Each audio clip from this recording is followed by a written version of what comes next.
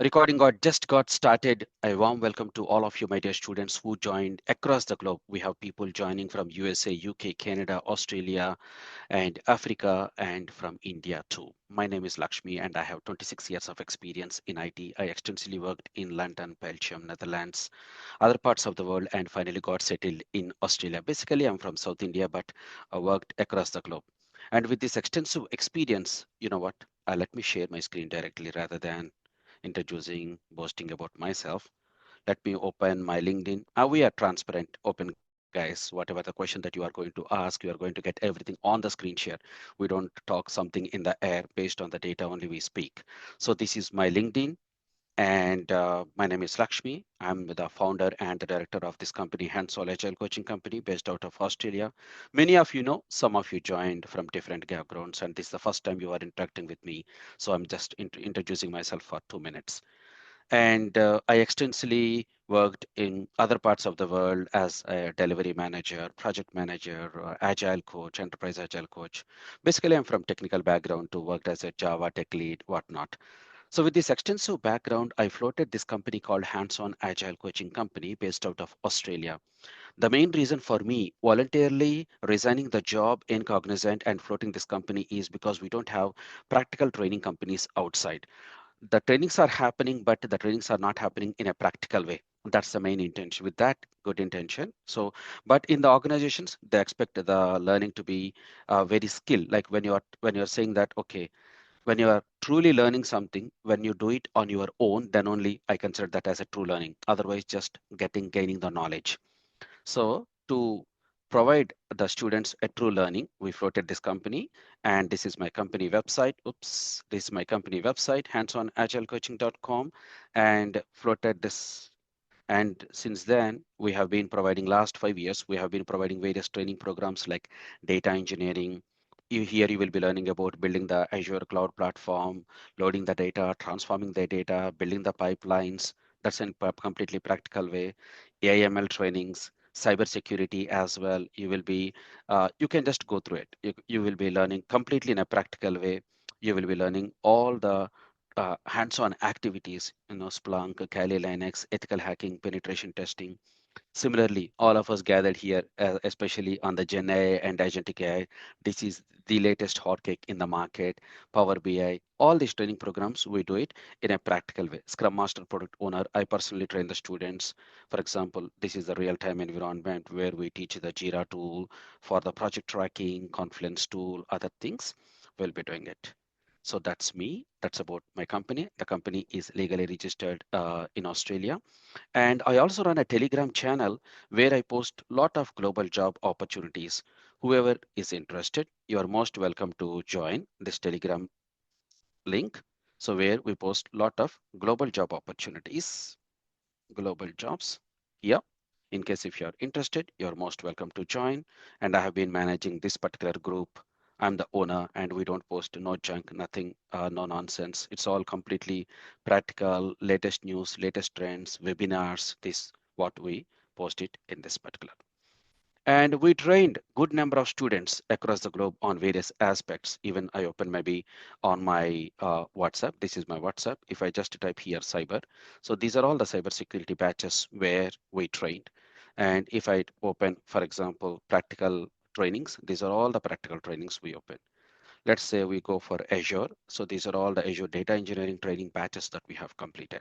So this we are not doing anything from at the start. So we have been doing this for a while. Okay, that's in nutshell about me. And okay, I also want to talk about my trainers, me and my trainers that are having extensive experience, like close to 20 years. All of them, they are having practical experience. For example, if you see our cybersecurity trainer, and his name is Chandra, he's the director of information security with 20 plus years of experience.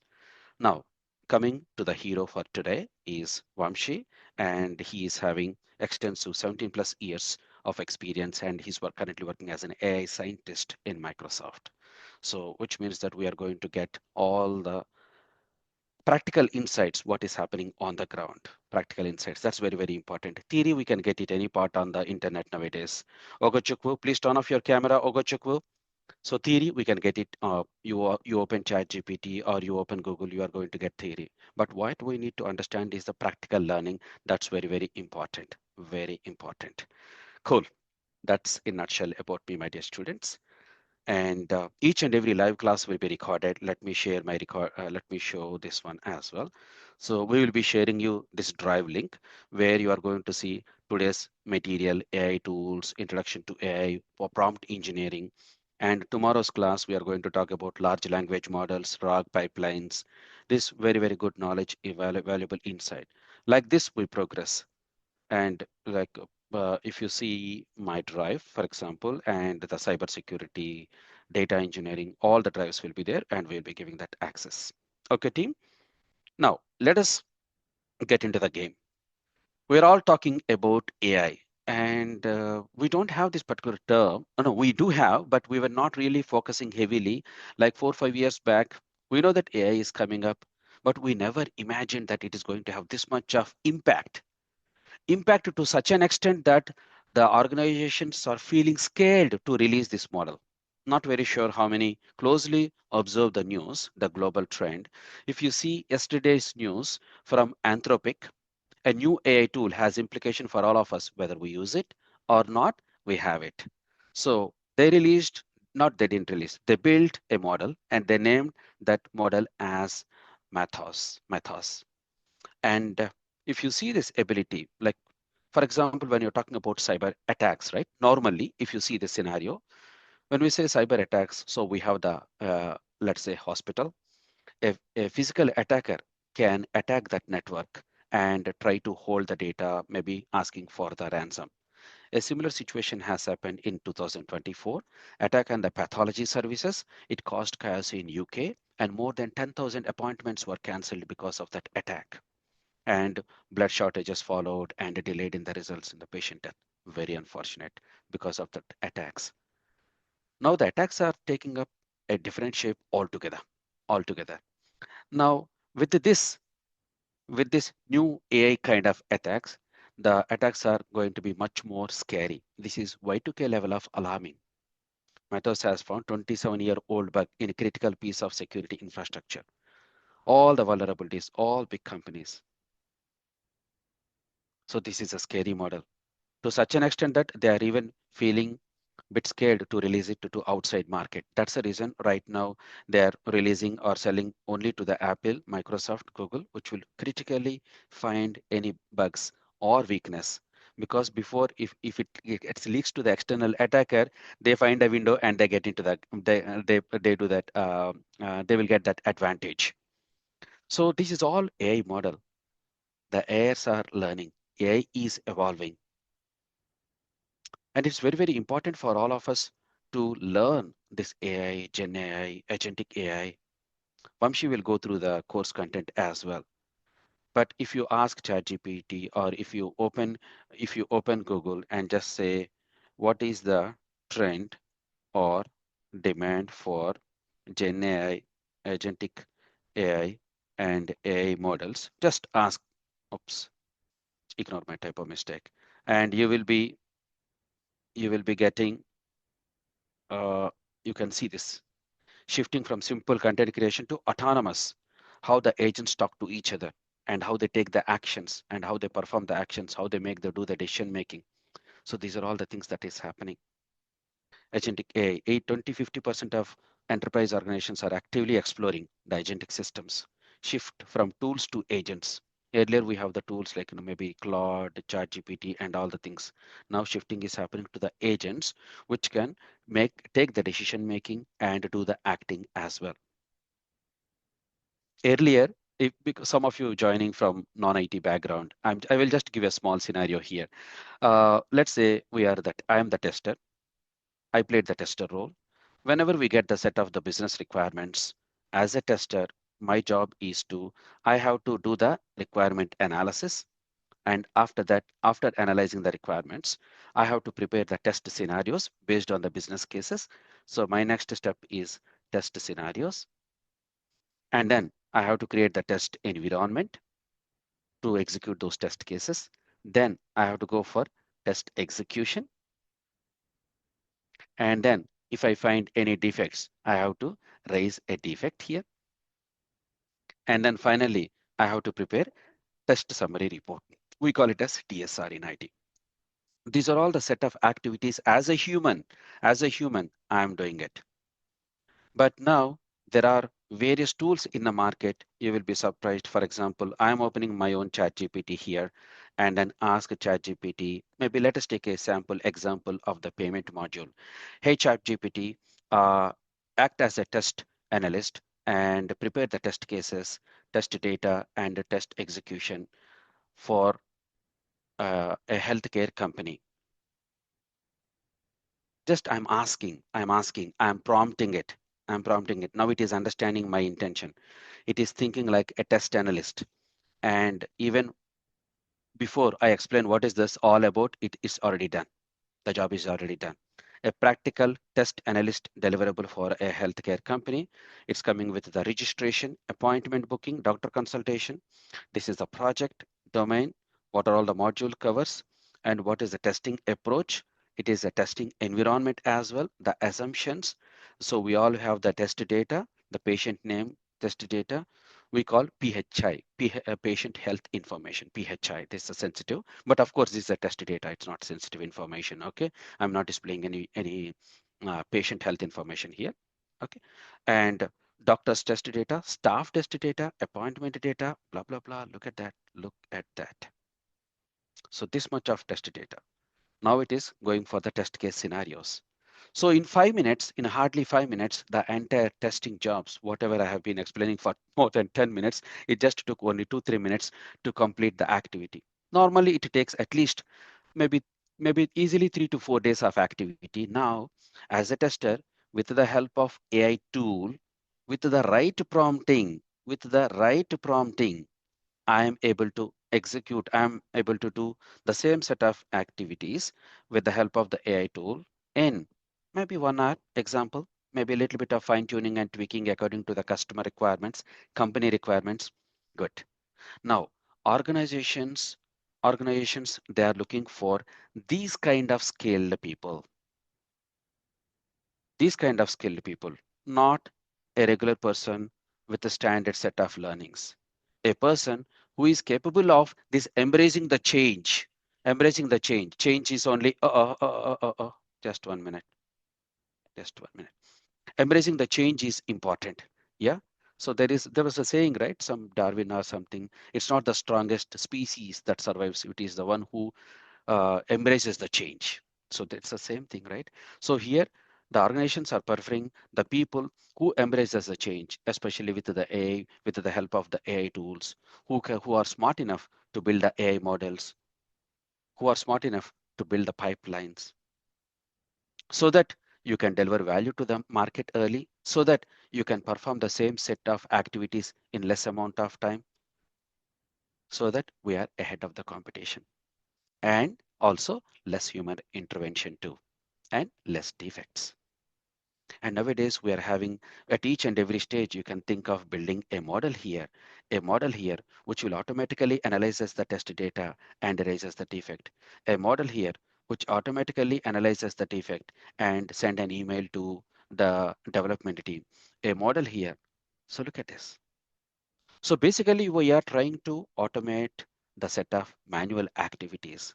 That's where the AIs are evolving. To what extent they are evolving, too dangerous, beyond our imagination. I'm not exaggerating. I'm not frightening as well. I'm talking the reality. That's a bitter truth, whether we accept it or not. We all must, no matter whether you are a project manager, scrum master, or a developer, or a tester, irrespective of who you are, we must embrace AI. And down the line, if you tell someone that, oh, I don't AI, they are going to look at like as aliens. Okay, cool. Let me step back. Let me step back by introducing our trainer Vamshi. Vamshi is currently working as an AI scientist in Microsoft, and from his words, let us understand what is this AI. What is this generative AI? What is this agentic AI? What kind of tools are there? What are these models all about? What is this LLM? What is this RAG? We have been hearing in the news, maybe in the office premises or in the news, And we also have seen, like just a last couple of seconds, we also have seen recently Oracle has laid off good number of staffs, close to 30,000 people across the globe. The main reason is they are just reducing the staff who are doing the manual set of activities, and they are investing that money into the AI. Every organization is heavily investing in AI, which means that lot of roles are going to come in the market. Okay. All right. Okay. Sorry. One more minute. So the class is going to take close to 2 hours, 30 minutes, close to 2 hours, 30 minutes. So we are going to have a session for 1 hour, 10 minutes break, another 1.5 hour question and answers. That's the format. The same link, you can also join tomorrow also. Thank you. Over to you, Vamshi. Fine. Thank you, sir. Hello, guys. Hello, everyone. All right.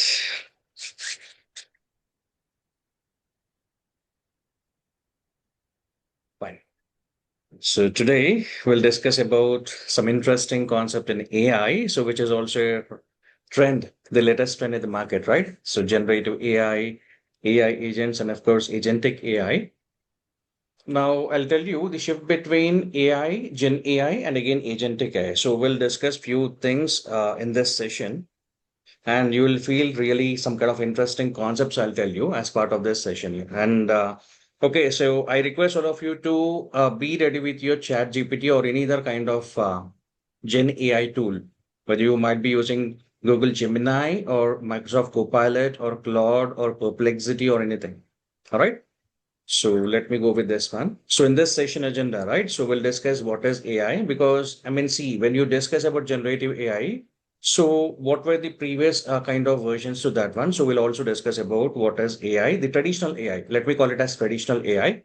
So how different is generative AI compared to traditional AI? So we'll also try to understand the differences there. So what we do exactly in traditional AI, and now what is the trend actually? So why we are moving to Gen AI kind of concept here? Of course, again there is some other kind of interesting advanced trend, that is agentic AI now. All right. So before we understand the actual concepts, right, we need to understand what is LLMs, what is RAG models, and again what is AI agents, agentic AI, and of course, prompt engineering, so which is nothing but the art of communicating with AI systems here. All right. So let me just go with this one. All right. So let's dive into this one. Artificial intelligence. Now, let me tell you with some kind of interesting scenarios here. I'll not tell you some kind of definitions or some kind of, because you can even find that kind of definitions on Google, or even ChatGPT will also give you the same kind of definitions. I mean, of course, in a different kinds of statement. But again, in simple terms, what is artificial intelligence? So artificial intelligence is some kind of advanced computer kind of technology which mimics human intelligence. So just like we humans actually have some kind of cognitive behaviors, right? AI also performs the same kind of tasks with different cognitive abilities here. Now, by the way, what are these cognitive abilities?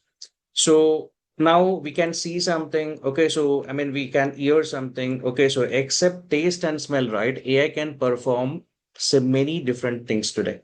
Because see, AI systems are embedded into different kinds of, like for example, applications today. Whether you go with traffic signals, there some deep learning computer vision models are installed here. Fine. So AI cameras here. So in New York City or popular cities across the globe, so this is practical. I mean, okay, so I'm not telling you any kind of way kind of examples here. All right.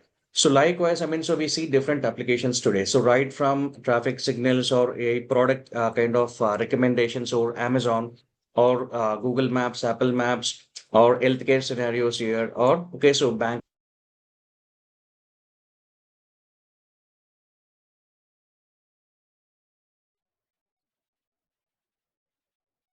Vamshi. Now it dates back to almost all 1950, guys. Okay, so 1950s here. All right. So where I mean Alan Turing. All right. So of course, I hope you people know him. I mean, so some of you can, like for example, might heard about this particular person here. So it's one of the famous mathematicians of those kind of times here. All right, mathematicians here. All right, and the living legend, living AI legend of those kind of times here. So, I mean, he actually coined. Okay, so he actually coined the term machine learning. Machine learning. All right. So why we're discussing, I'll tell you. Okay, so in simple way, I'll tell you this one. So before this, let me show you something. So if I go and search AI timeline, right, in Google Images, see, you will get some kind of, different kind of pics here in this way. So let's go with this one. So what happened? We can, like, for example, look at this one. Now, in 1950s, Turing test. Okay, so Alan Turing was the person who proposed the machine learning kind of thing here. All right. So he told that if a machine can trick humans into thinking it is human, then it has intelligence here. So AI is not any kind of new revolution. It is an older revolution, but only because of the computing powers and storage requirements, right? We did not have those kind of computing powers and storage requirements. All right. So now, because of this cloud, we are able to leverage the power of this computing parts and storage requirements. And again, we are able to implement them in practical ways here. And now you are able to see different AI applications in real world here. So right from, like, for example, so in your, see, in your mobiles, right, you have the power of AI. Now you can do anything you want here. All right. So, but again, see, you need to know how to use AI in a proper way. All right. So then came some other kind of scientists who made different kinds of definitions on AI, who have proposed different kinds of things into machine learning and again deep learning. So the concept here is traditional AI focused on two things here. One is machine learning and the other one is deep learning. Now, what are two things here? Let me explain you. All right. I'll not take much time about this one. So, but again, what is this one? Let me explain you. Machine learning is a kind of concept where it actually learns from some kind of data and makes some kind of decisions out of it. Like we use them in some kind of prediction kind of cases here or classification kind of models here. All right. So we also use them in some kind of clustering kind of cases where retail scenarios, you look at retail scenarios, right? In those kind of cases, so machine learning is popularly implemented. Of course, we also go with banking scenarios like fraud detection, all right, loan prediction kind of models here. All right. So likewise, we have different set of things here. Now, even if you go with Netflix subscription model, right? Netflix uses machine learning. Google search uses machine learning. All right. And again, see, wherever you go, even Amazon uses machine learning. The product recommendations, we speak about product recommendations here. All right. Healthcare is also using machine learning. Now, why I'm telling you this one is because now generative AI models, right? Whatever we are speaking about this present trend here, latest trend here, are actually being designed on those kind of models here. All right. Now, if you take the case of deep learning, right? Deep learning actually focused on artificial neural networks. Fine. So these are some kind of, advanced AI models which actually focus on designing some kind of models. So where you can implement them in some kind of image analysis. All right. So audio, again, video kind of detections here. Now I told you something about New York traffic signals, right? So they are some kind of deep learning models here.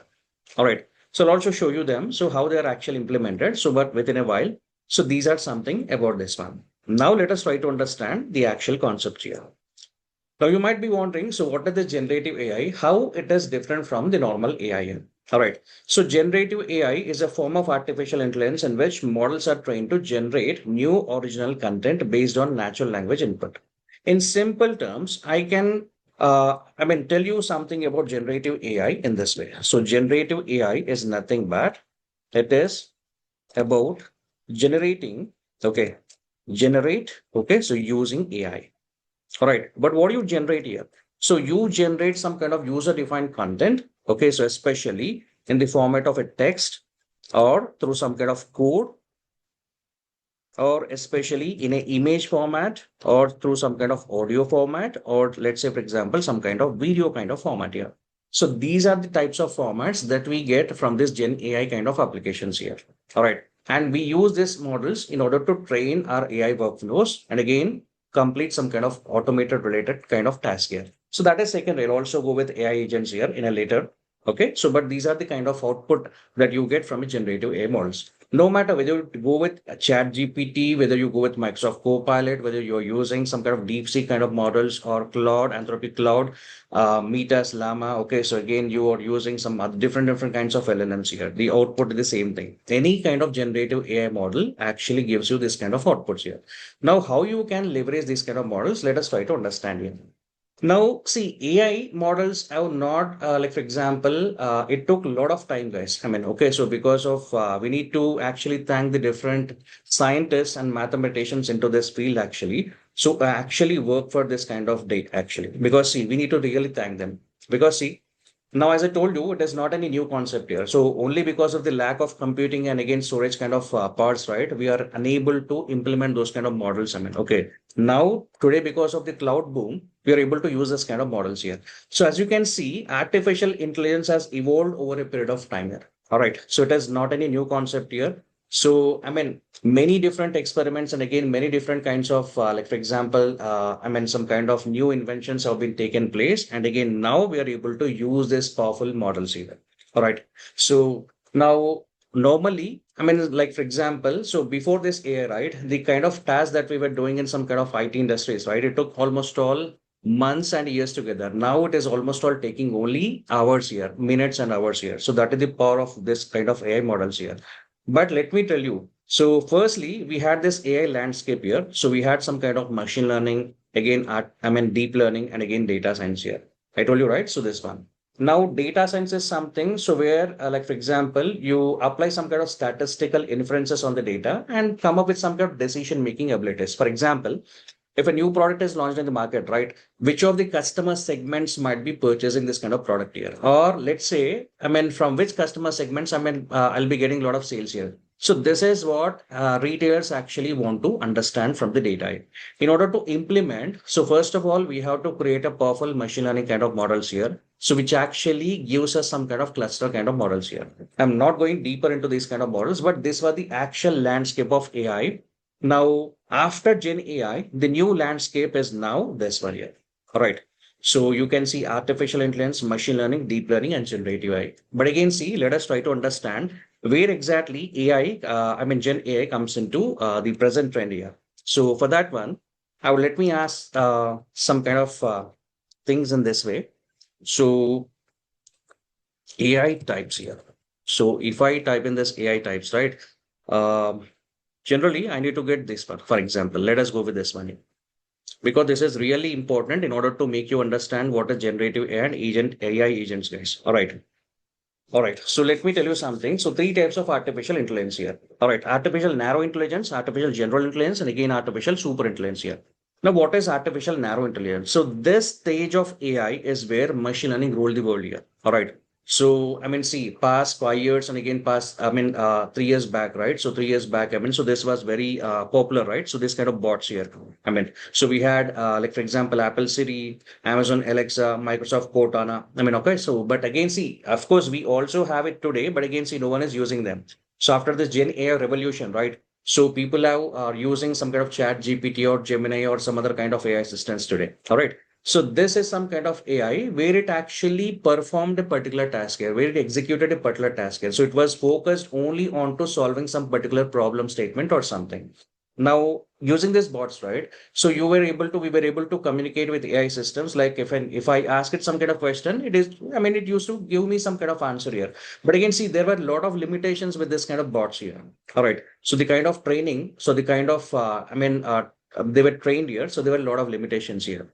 Then, see, we moved on to the second stage here. So where it is also called artificial general intelligence. So this stage of AI is right now the present state that we are actually living into. We are actually using the second stage of AI today. All right. So the popular kind of examples using this particular stage are so Tesla cars here. Now this is where Gen AI revolution has taken place here. Gen AI revolution, AI agents, and like for example, Agentic AI, whatever you call it. All right. Because see, here the machine learning, kind of models are very powerful that they can take some kind of decisions just like you. They can even create some kind of content just like you. All right. So now, for example, let me come up with some kind of Tesla car here. All right. So Tesla car, which is a driverless car, right? So which is very popular here. All right. Now that is some kind of AI agent here, because see, the moment it starts, right? So it automatically figures out, which kind of object is, like for example, when it travels on the road, it has to figure out what kind of objects, it has to detect the objects here.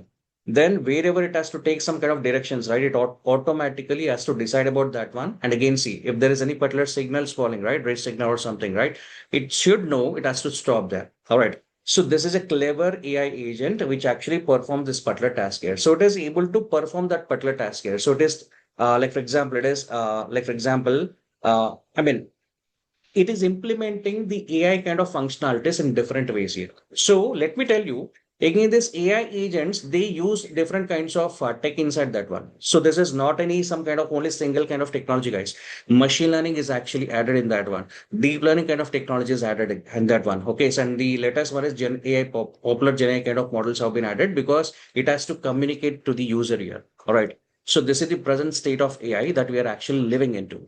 Then comes the artificial superintelligence. So this is where machine consciousness. This stage of AI is the advanced, most advanced form of AI. So where it can even overtake human consciousness here. Fine. So only in movies we can see this one, Hollywood movies here. So many movies were inspired by this kind of concept here. All right. I Robot or different other kind of movies here. Lucy and again other some other kind of movies here. All right.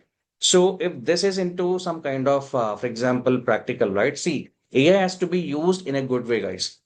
See, any kind of technology, if it is used in a different way, right? We can see different catastrophic kind of cases here, right? So now again, let me tell you, now any organization you take, big tech companies like mang companies, like you go with Google, Microsoft, Apple, Meta, I mean, different kinds of companies. Okay, so they are behind this particular kind of thing. They are actually fighting tech wars because of this one. All right. So they want to, like, for example, leverage the power of this advanced form of AI. So they are working tirelessly. So their R&D. So they are heavily making their, like, for example, investments into this kind of because see, this requires a lot of AI infrastructure. And again, see, we require developers who can work on building systems with AI. That is why now you see, so there are a lot of AI jobs coming up here. All right. So AI will not take your job, guys. Okay. So, but the person who knows AI, who knows how to build with AI, will surely take over your job here. Fine. So this is the present kind of tech revolution we are actually living into. Fine. Now, so Gen AI has already been into this place here. And again, see, now we are talking about AI agents here. So agentic AI is also, I mean, part of this particular game here. Fine. So down the lane, like for example, at least 10 years or 5 years or 10 years might be when this is into practical, right? Okay. So things will become further different here. So where, I mean, see, we see a lot of automated kind of systems here. Nowadays, I mean, so wherever you see, we have this AI automations or something. All right. You have to know how to build with AI. You have to know how to speak to AI systems here. All right. So this is the kind of, things you have to know, guys, today. All right. So now let Vamshi, us get back to can our you please, discussion. can you please a little bit slow down? Thank you. All right. So, as we have discussed that generative AI is something about generating a user-defined content, okay, so especially with AI. But let us try to understand the technicalities behind this one. So, first of all, let us even try to understand what are the differences between the traditional AI and the generative AI. In traditional AI, as I told you, so it is about machine learning and deep learning.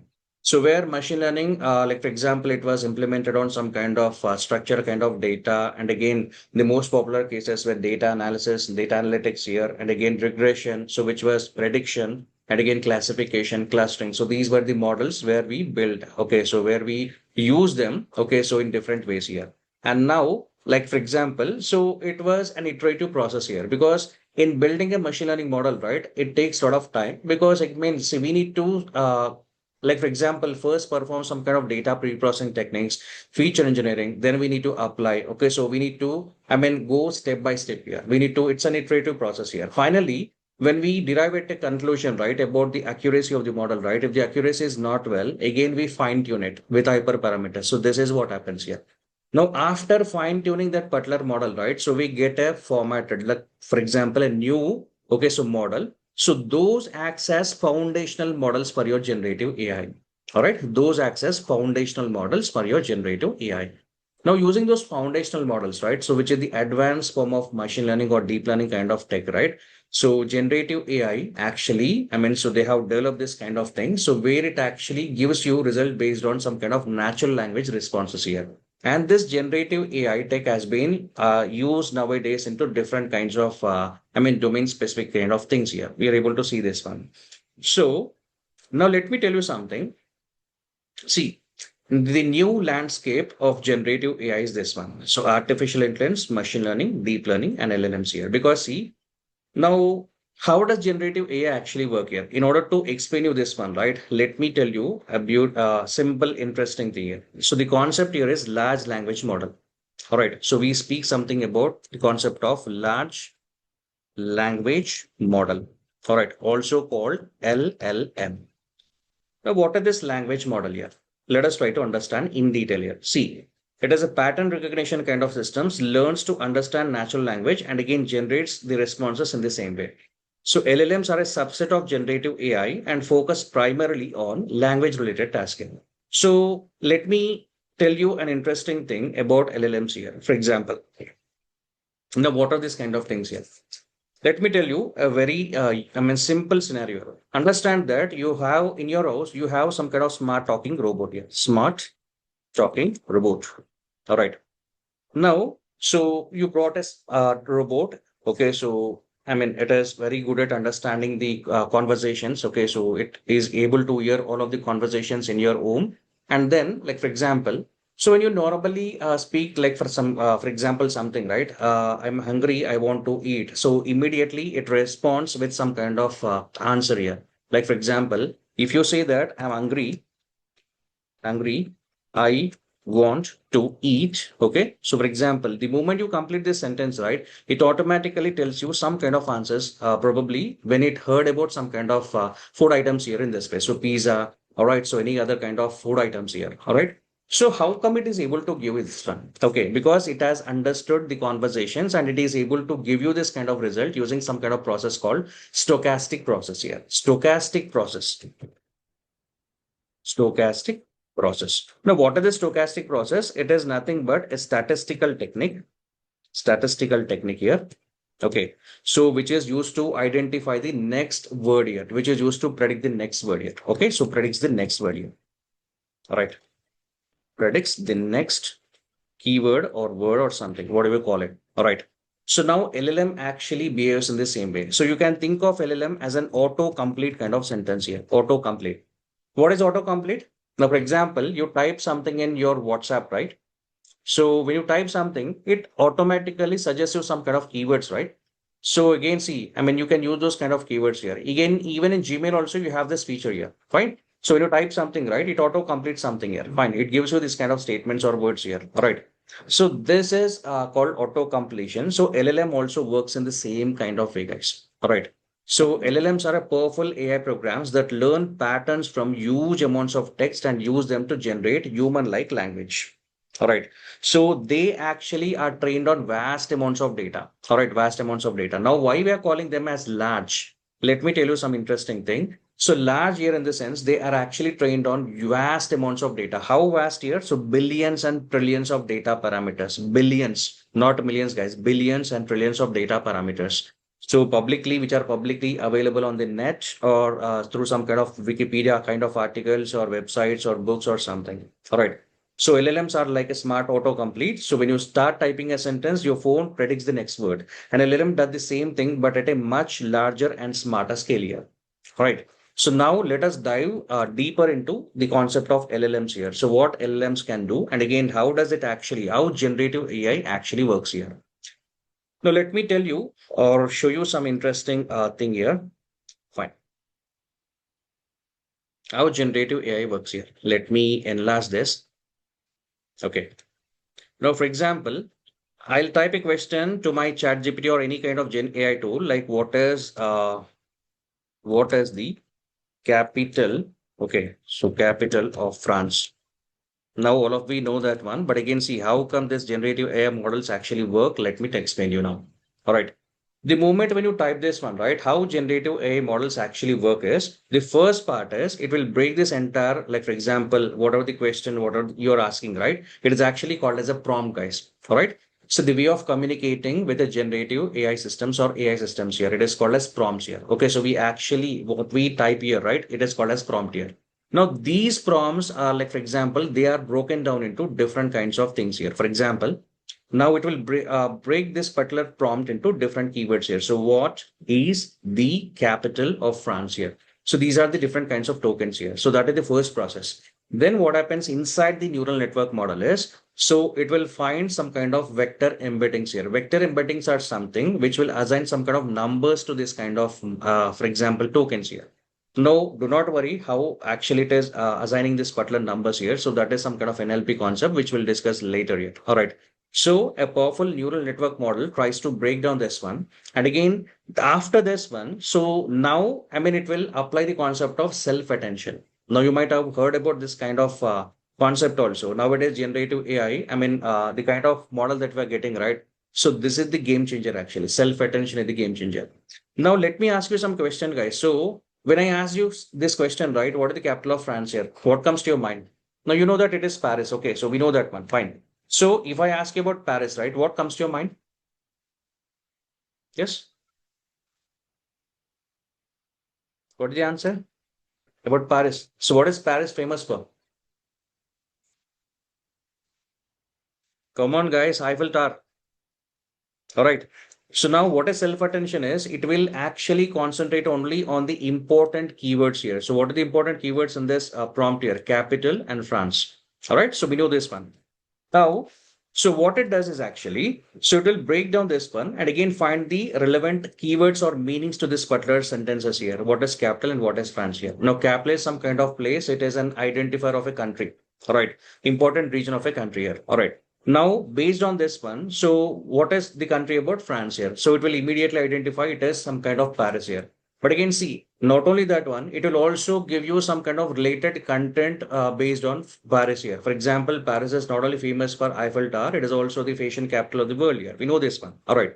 So now what, after the self-attention, right, it will, like for example, form semantic relationships. We call them as semantic relationships here. All right. Again, finally, it will answer, it will give you some kind of prediction here. All right. So let me also show you something, how it actually works here. Fine. For example, see, I'm asking some kind of question to my Gen AI model that, I mean, explain large language models to me like I'm 5 years old here. So the first step, as I told you, is it will break down this particular prompt into different kinds of keywords. Those are also called as tokens. All right. So in generative AI language or NLP kind of language, these are also called as tokens, guys. All right. Now after this, so vector embeddings would be embedded for each and every token. So where it will find some kind of numbers, because see, let me tell you, this Gen AI models or even machine learning models would completely work fine with numbers here. So it will assign some kind of numbers. Okay. So see, there would be some kind of similar keywords which might add a same kind of value or a same kind of meaning in some kind of sentences here. So those kind of keywords also will be given the same kind of, I mean, numbers here. All right. Now the game changer comes here. Self-attention. Fine. So the model focuses on the most important parts of the text here. Fine. Now, in this kind of sentence, right? So what do you think as the important keywords here? Explain large language models to me like I'm 5 years old here. Large language models, again, see, 5 years old here. So these are the important things, right? Because see, I'll tell you why. Large language models is the context that you're asking for, or is the topic that you're asking for. Then again, you're also instructing it to explain like you're a 5 years old kind of kid here. All right. So these two are really important in self-attention. And now what it will do is it will try to predict the best kind of semantic relationships for these kind of words here. For example, imagine you have a supermart robot friend who read every, so I mean, what comes here? Book or bank? Imagine you have a super smart robot friend who read every book, right? So bank cannot be the answer here. But again, see, apart from giving you this kind of book, right, it will also predict you some other thing as well. So imagine you have a super smart robot friend who has read every book, story, and conversation ever written. See, it is not only giving you book here, it is also giving you this kind of things here. How come it is able to do this one? Because of the concept called as semantic relationships. Okay, semantic okay, relationships. Okay, what are semantic relationships is, now for example, let us take the keyword Paris here. So Paris, as I told you, is famous for Eiffel Tower, and again it is also famous for some kind of I mean fashion accessories or fashion kind of capital. It is also called the fashion capital. All right. So now it will form those kind of things here. It will Vamshi, like for example, yes. sorry, Vamshi, we're getting the feedback on the chat to little bit slow down. Can you please bit slow down Okay, fine. in the response? Thank you. Yeah, fine, fine. Okay. All right. I hope you people have understood unto this step, right? Fine, response generation. So finally, when it finds these semantic relationships, right? So semantic relationships are different kinds of meanings to those particular keyword here. Fine. So when it finds those kind of keywords, then it will give you the final prediction here. So the response generation. So that means, see, it actually acts as some kind of iterative kind of model. So let me tell you how. See, firstly, it will break down the entire prompt into something called as tokens, as I told you. Then it will assign some kind of numbers, okay, according to the tokens here. And then it will find out some kind of important keywords in your prompt here. And then it will find some kind of semantic meanings or relationships for those kind of keywords. Then finally, it will be the response generation.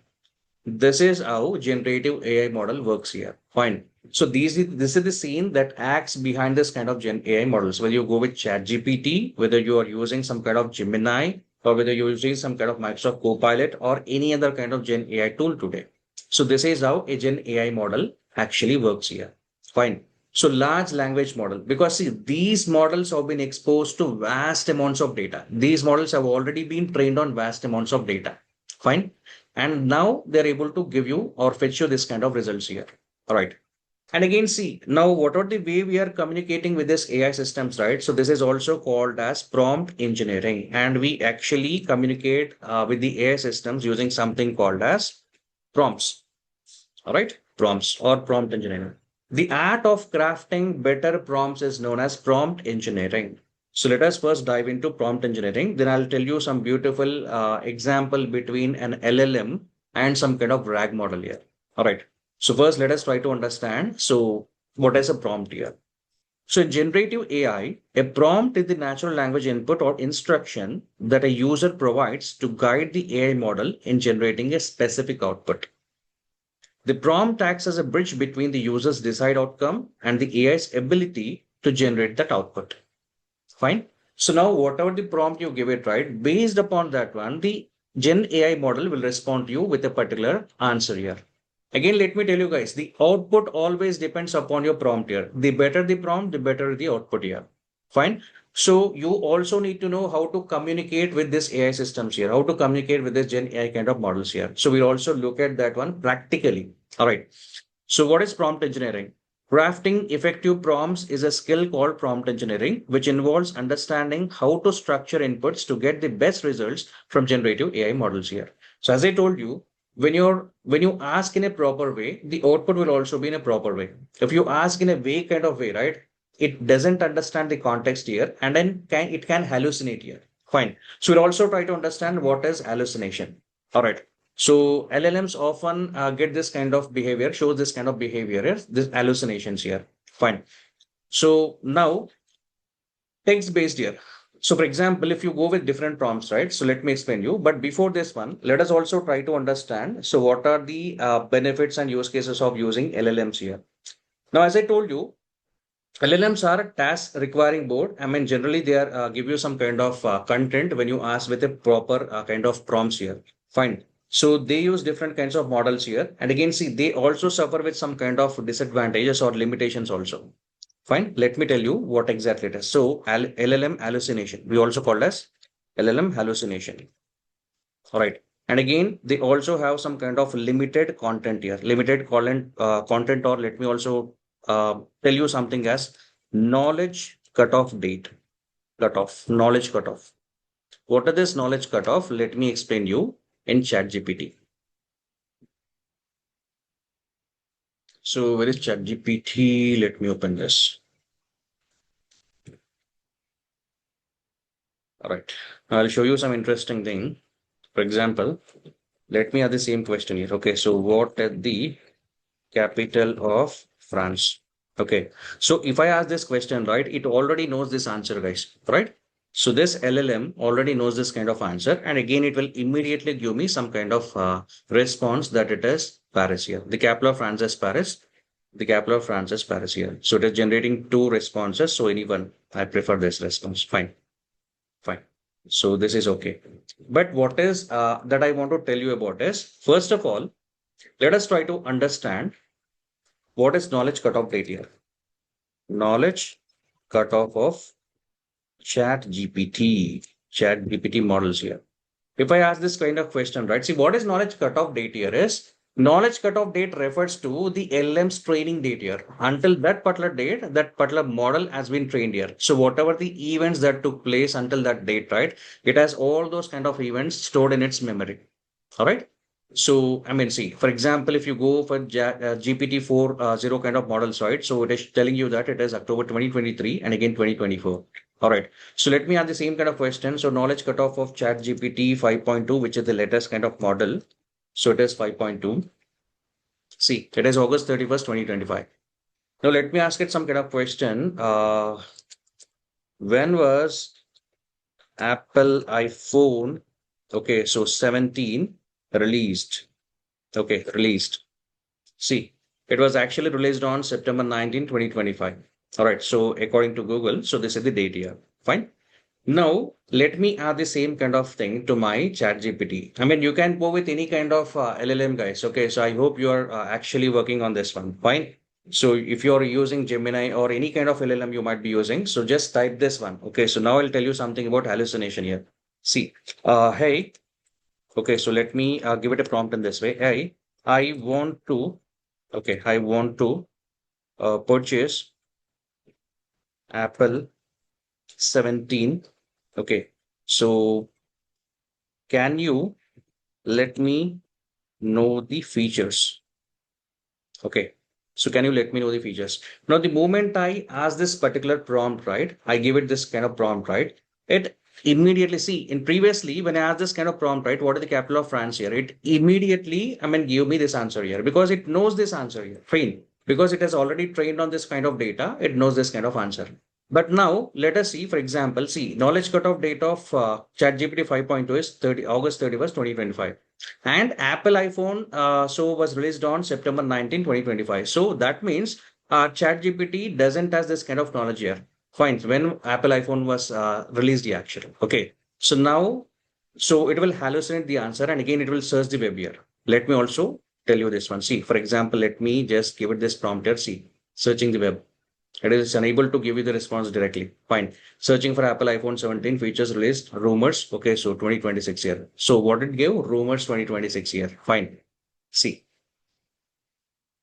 Assuming you mean the Apple iPhone 17 base model, here are key features here. See, it is actually able to give this one. And let me also instruct you for the previous answer, right? It generated the response directly. But again, see for this one, it is generating the response, but again, see, it is also giving us some kind of results here as a web sources here. You can even look at this one. See, sources. If I click on this one, right, you also get some related websites from which it took the content here. And again, it is able to give us this one. All right. So this feature is called as hallucination here. So LLM actually behaves in this kind of way when it doesn't know any kind of answer here. So what is the solution to this one? The solution to this one is to move to a concept called as RAG. Okay, so RAG. So RAG is nothing but it is just like some kind of giving your LLM a memory upgradation. Okay, so LLM, so plus memory, all right, memory plus some kind of data. Okay, so this concept is called as RAG here. By the way, what is RAG here? Retrieval augmented generation. So let us try to understand the concept of RAG now. So I hope you people have understood, right? So how LLMs actually behave. Okay. And again, see, they have knowledge cutoff, as I told you, and hallucination. So we have covered both of the things here. Now let us try to understand the concept of retrieval augmented generation. So what is RAG here? RAG stands for retrieval augmented generation. It's a technique in AI where a language model is combined with a retrieval system, like a search engine or vector database. So instead of relying only on what it learned during training, RAG allows the LLM to retrieve information from external sources. All right. So databases, documents, or the internet before generating an answer.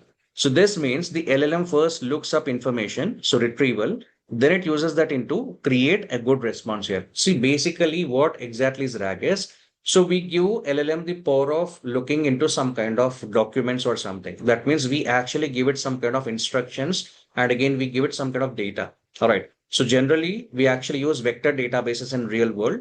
So it actually searches some kind of responses in the vector database and again it retrieves that information and uses that information to generate the responses here. This is what is a RAG model. Now here in the case of ChatGPT, right? It used this RAG here. This is also RAG here, one kind of RAG. The kind of response that it is generating, right? It is called as a basic RAG here. And the kind of instructions of the data it used from the web here. And it is able to give you the related websites here. All right. So this is what is RAG application. I'll also show you how to create a basic RAG here. Fine. So how does actually RAG work here? Now, when we require LLM and when do we require RAG here? So that is very, very important as a generative AI specialist here. Because now, generative AI is not always about, like, for example, playing with this kind of generative AI tools like ChatGPT or something. So we also automate some kind of task here. We also use this in particular areas here. All right. For example, a company wants to give some kind of information, share some kind of information only to its employees here. All right. So the information shouldn't be available outside of those employees here. Fine. So they use some kind of RAG models inside that one, and those kind of concepts can be used only by the respective employees here. Or let me also give you some kind of other kind of interesting business scenario. Let's say you have some kind of website with you.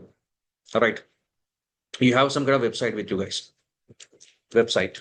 All right. You are selling some kind of products here. All right. You are selling some kind of products here. Okay. So different products you are selling it. Okay.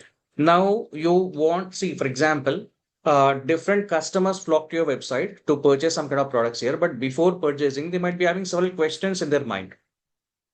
All right. So they might be having several questions in their mind because see, this is a common scenario, right? In daily life here. So because see, when we try to purchase some kind of product here, before that one, we actually look out for some kind of reviews here. Okay, reviews. And then again, we also look for product specifications here. Okay, product specifications. All right. Now, so what do you mean by this one? Okay, what do you mean by this one? Product specifications. Product specification, this in the sense, what is that product about? So what does it contain actually? How it is able, we can use that one. So how it is useful for, like, for example, the customers here, all right? So and so kind of forth. So you give some kind of instructions. Now think that, like, for example, initially you have only few customers with you and you manually interact with those kind of customers here. The moment they pose some kind of questions, right? You automatically get some kind of questions to your, like some kind of inbox or something, and you respond to those kind of queries here. But let us try to understand. Let us take the case of Amazon. Okay, so where it sells actually. Okay, so some different products here. And millions of customers, not millions, even billions, I can say. Okay, so billions of customers across the globe. Okay, so they actually flock to that particular Amazon store or something, not store, that particular website here, and they purchase some kind of products here. All right. So now what do you think? I mean, see, so do you think that, I mean, there would be some kind of representatives from Amazon who will be looking after this kind of chats here? No, right? Okay. So now we need to automate this kind of process, right? So this is where RAG can be implemented here. RAG can be implemented. All right, RAG. Now, on behalf of you, RAG should answer all the questions. Okay, so to the customers here. All right. Now let me explain you the same kind of concept. Okay, so I'll show you how RAG actually works here. So you people want to join this generative AI course here. All right, you might be having several questions in your mind. So that is this course for me, or can I learn this kind of course here? Okay, so I mean, you might be having different questions in your mind. So let me show you something here. Fine. Now this is, Vamshi, yeah. Vamshi, just a small suggestion. Maybe before we go to RAG, which is bit advanced, RAG we may cover tomorrow. So why don't we take a step back and help the people to understand how can we, maybe with some practicals like GenAI, how can they generate, how can we make use of the prompts? Or you think that we can take it after the break? Yeah, we can take it after the break. But again, see, this is very, very simple actually. So I'll show you this one. Okay, And yeah, again, sure, after this, sure. we'll go with break. Then we'll go with Yes, prompt techniques and again, some kind of custom GPTs I'll help them with. yes, yes. That's where more interesting activities will be coming. Thank you. Okay. Okay, so I don't want to bore you guys because see, I want to show you some practical things here. So this is Microsoft 5, so which is also called as SLM. All right, SLM. So what is SLM is small language model. Just like we have LLM, right? Large language model. So SLM. SLM, by the way, let me tell you about SLM. SLMs are those kind of language models which are trained only for specific purposes here. Okay, on specific contents and against for specific kind of like for example specifications here. Now, so this, is some kind of SLM from Microsoft, so which is also called as Pi. Okay. Now, what I do? I give it some kind of instructions here. But before this one, let me also show you. So these are some kind of instructions. Okay, so I have, I mean, like for example, so before this particular session, right, I have manually written this one. So let me show you this one. Important instructions regarding the generative AI course here. Okay, so I have written some kind of couple of things here. So think of that. I mean, see, now, I'll show you, like you might be having some really different questions here because after this course, right, you might be also asking some kind of questions, right? So the same kind of questions, I mean, let me ask to this model and again see, let us see how this is able to generate the responses here. So let me click on upload files and then, so course instructions and details here. So you're an AI assistant that help people or, okay, so find information on generative AI course here. Okay, so this is what the instructions I give it. Then what I do, see, now conversation restarted here. Fine. So I have, see, uploaded this particular instruction manual to it. So now what I'll do, hey, I am a beginner. Okay, beginner into Python. Okay, so can I learn this course? Okay, so let us see how this actually responds here. Hey, I am a beginner into Python. Can I learn this course here? All right. So let me post this one.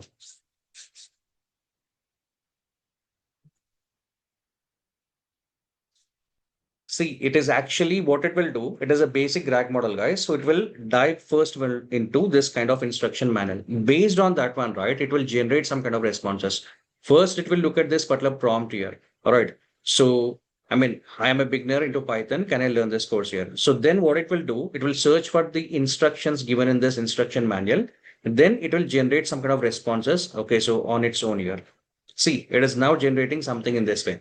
Absolutely. As a beginner in Python, you can definitely learn this generative AI course. So the course is designed to cater to a diverse range of learners, including freshers like you who have a basic knowledge of Python.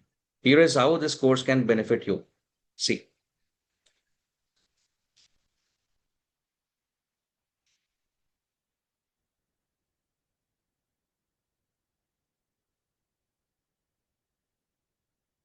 I just asked it only a simple question and it is responding me in this way.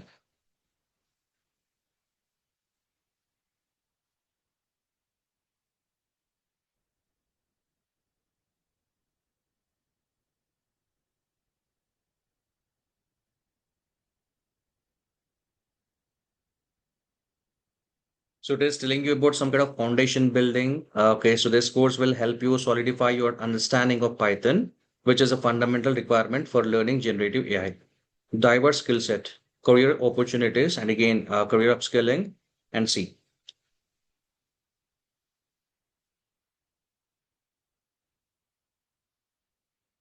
See, if you're passionate about AI, so this course is a great way to upskill and build a career into this field here, in this field. Fine.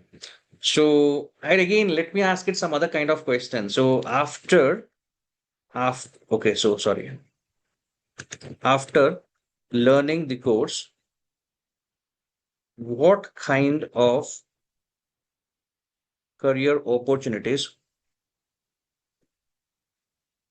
can I have? Okay, so let me also ask this question here.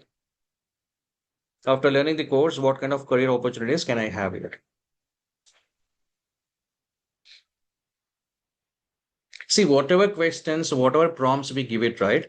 It will first try to understand the prompts here. And then, like, for example, it will check that answer firstly in the instruction manual.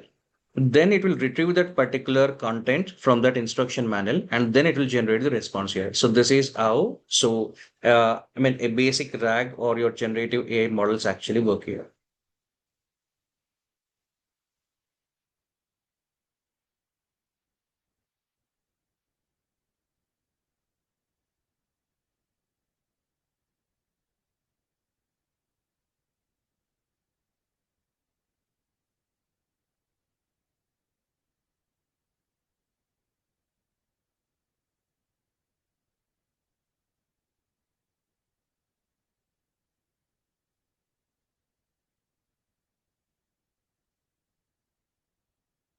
See, After completing generative AI course, you can explore various career opportunities tailored to your interests and skills. The course prepares you for roles in both AI and non-AI domains, leveraging your understanding of Python and generative AI tools. So here are some potential career paths here: AI engineer or generative AI engineer. I just asked it only some simple question and it is responding me in this way.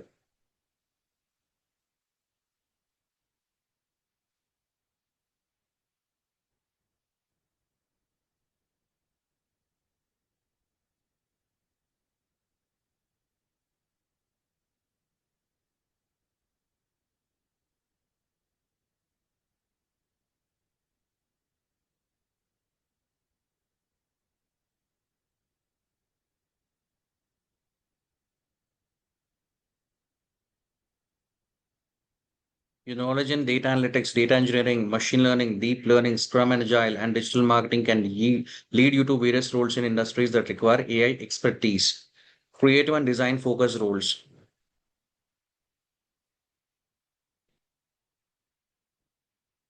So Vamshi, it is taking the instructions from the file that you uploaded and it is Yes. giving its own intelligence from the web.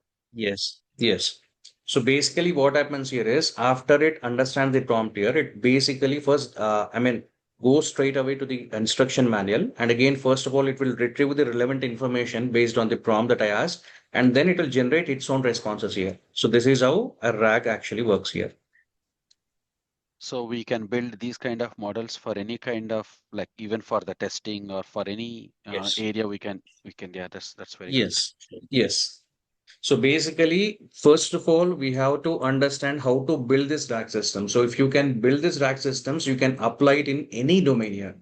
So as I told you, you have some kind of products with you. So many customers will be asking some kind of questions. So you can build a RAG model to answer those kind of queries here. So in that way, you can deploy this kind of AI systems anywhere. In across domains here. Okay. So let me ask one final question, guys. Okay. So what are the tools that I will be learning and what, okay, learning and how are they used? Okay. So what are the tools that I'll be learning and how are they used here? So let me ask this kind of question here. See, any kind of question or prompt that you ask it, right? So first of all, it will understand this prompt here. Then basically it will jump straight away to the instruction manual. So it will retrieve the information based upon the question that you asked here, and then it will generate its own responses here. So this is what happens with a RAG application. And these are the models which we'll be building. Okay. So after the break also, we'll build some kind of custom GPTs here.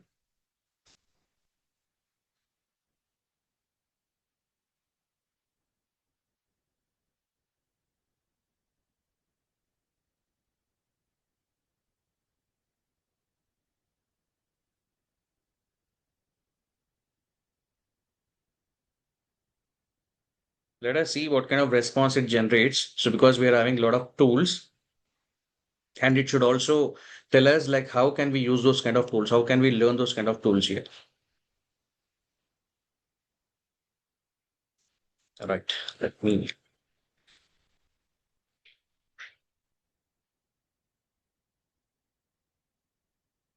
So after completing the generative AI course, you will have gained knowledge and experience in several generative AI tools. Here's a brief overview of each tool and how they are used here. LangChain.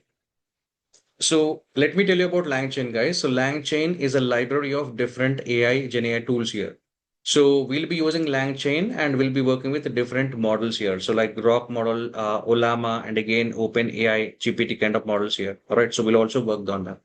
So LangChain is just like a framework. It's a Gen AI framework here. Okay. So you can use it to generate, an AI agent or agentic AI workforce also. We have different things in LangChain.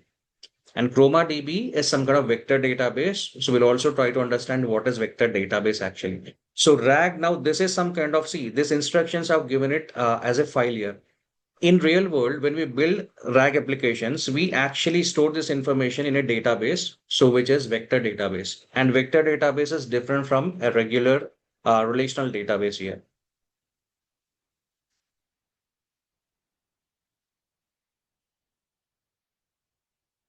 So ChatGPT, LangChain, ChromaDB, ChatGPT, Microsoft Copilot.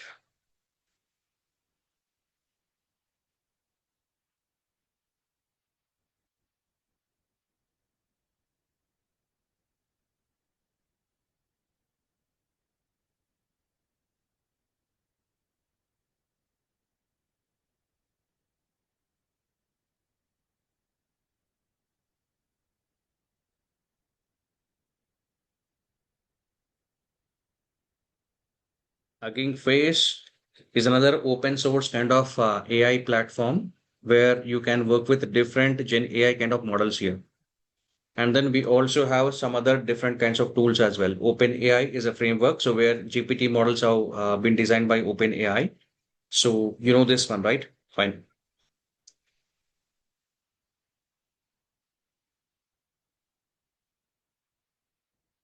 You can see how it is able to generate the responses here.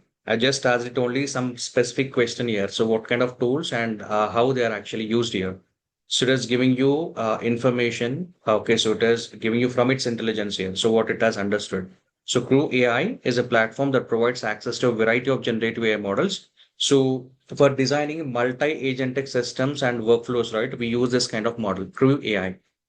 And again, Notebook LM. So Notebook LM is a kind of it's a kind of AI research notebooks here.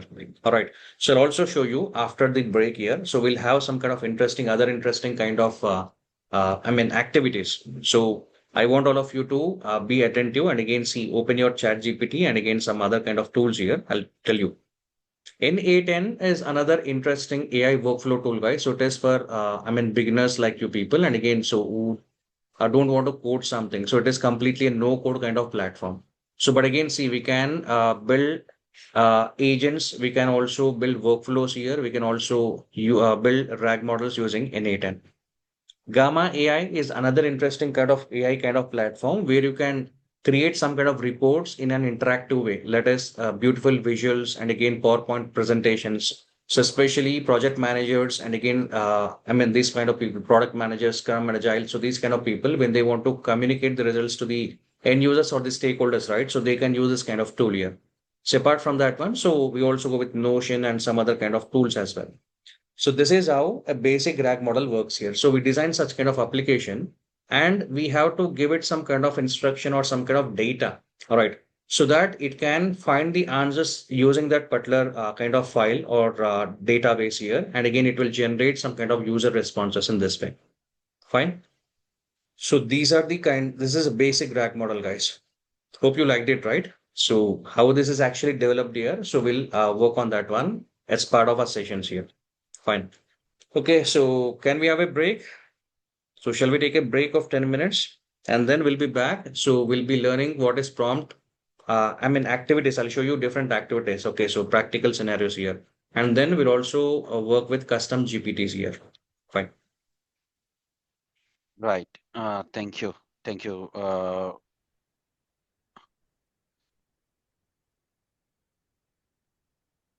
Okay, Vamshi. Okay, team. Yeah, I understand that some of you thought that this is a little bit at a faster pace. I want to set the expectation that this is more of a free kind of a session where we are going to touch base these practical activities. Okay, after the break, we will be again stepping back and teaching you the GenAI activities and then RAG activities Vamshi has showed us. Just a title for those who joined completely from a different background, it may sound a bit really weird because most of the terminologies you are hearing for the first time. Some of them I am hearing for the first time, but let us get used to it. In the actual classes are going to start from next weekend with the Python. Python is not there in the syllabus, but we added just Vamshi is going to share the syllabus, all the hands-on activities. I sent already 2 3 times, but still people are asking. So he is going to go through. This is a 11 weekend training program covering the statistics, AI fundamentals, LLMs, transformers, prompting. So whatever Vamshi has done, all of you will be doing it in a practical way. You will be towards the end, you will be confidently building your own models. Okay, Vamshi, before taking the break, maybe we'll quickly answer the questions so that they are very clear. Then we go for a break. Are you okay for that? Fine. Yeah, fine, fine. I'm absolutely Yeah. fine for that. Let's quickly scan. We have some kind of normal comments as well. We can ignore that. So Nitin, maybe we'll answer your question bit later. Oh, okay, maybe we can answer. Vamshi, Nitin is asking, will we learn the rack system using BM25 and re-ranking? Yes, of course. Okay. Yes, we'll also be learning that one. But again, let Lama, me tell you, this is some kind of beginner level kind of course here. So first emphasis will be given on those kind of models. Okay, so how you can build this one. So then we'll go on to the advanced kind of part here. So we'll actually work in this kind of way because initially, if I show you all the technical kind of stuff, right? I think only few of them can understand here. So let us be clear in this kind of part. But again, I'll also teach you those kind of aspects as well. right. So Lina is asking, what about the certification, industry recognized certificate? Ah, Let me answer you this question. See, as of now, okay, so can I share my screen, sir? Oh, yeah, yeah, yeah. Sure, sure, sure. No problem at all. Yeah, you can share Thank you. the screen. With that, okay, maybe let me turn off my All right. camera as See, well. guys, Yeah. let me tell you, as of now, there is only one certification which is by AWS here. All right, AWS. Okay, so generative AI certification. So which is offered only from AWS here, not even from Azure or GCP or any other kind of thing. Because let me tell you something, there are a lot of tools in this generative AI models here. So we have different kinds of LLMs here. So you need to know how to work with them, how to build, okay, so systems with those kind of tools here. So you can go with this certification, but again, you need to know what is AWS platform here. So I would recommend you first, in order to go with this kind of certification, right? So there is something called as Azure AI fundamentals here. So you will come to know what are the different kinds of concepts in AI. First, I really advise you people to go through this one. Anyways, so if time permits, we'll also have this kind of concept as part of a session. So sometime later in our sessions here. Okay. So you will come to know this one. All right. So the similar kind of certification, we also have something AWS. Okay. So AI practitioner. So this is also a beginner level certification, AWS certified AI practitioner. So first, I advise you people to go through this one because if you are completely new into this AI, right? So just try to understand what is AI, what are the different kinds of things we have in AI. Then you can go with this generative AI because the kind of certification AWS is offering actually that is into developer kind of thing. Okay, so AWS Gen AI, generative AI certification. So this is some kind of developer kind of certification. So for this one, you need to know good, have some kind of good hands-on on Python and some other kind of things here. So that is the reason I've included Python as part of a session also, as part of a course curriculum as well. Initially, we'll be starting off with Python and then we'll be moving, we'll be learning some different things in Python. And then we'll be starting off with generative AI kind of concepts here. All right. Because let me tell you something. LangChain, a kind of framework, so where you will be writing some kind of Pythonic code. See, let me tell you, Python is very simple to learn. No need to worry about that one. So we have a lot of people, have a lot of my students who are from non-IT background also, who have mastered Python in data engineering and again in AI, so other kind of courses as well. So can even learn Python. Anyone can learn Python. Fine. So my advice to you people is first go with this kind of things here. Okay, so this kind of certifications, then you can have, this one. All right. So without having some kind of prior knowledge into this one, so do not attempt this kind of examination. Fine. So this Sure, is what I can tell you. sure. Thank you. On top of this one, all of you are going to get the certification of completion as well from HSC. And what is hallucination? Lenovo, so he joined from, okay, laptop name. I think you got the answer now. Vamshi already clearly explained the cutoff dates and everything. See, Okay. hallucination is something. Okay, let me first explain. Hallucination is something when the LLM doesn't have answer in its knowledge base, right? So it will hallucinate. Like for example, it will give you some kind of vague answer here. All right. So at that point of time, the responses will be different here. Now you have web here. So this ChatGPT, they are not some kind of LLMs here. When they have a release for the first time in the market, right? So they were actually LLMs here, basic LLMs here. But over a period of time, now they're actually AI agents. So they also have this kind of rack feature where they can get that knowledge from the web here. And that's how they are actually responding here. So hallucination is something so where the LLM behaves in a different way, gives you an different response from the kind of response that you're looking for. Cool. Thank you. Ashit is asking, Ashit, looks like you are a bit concerned with the class today. especially with the terminology, vector database and everything. Can you explain the vector and all other terminology? It is not possible to explain all the terminology. This is more of a high level intro just to get the feel of the class. The actual classes will be starting from next week, Ashit. Okay. Today is not the actual class.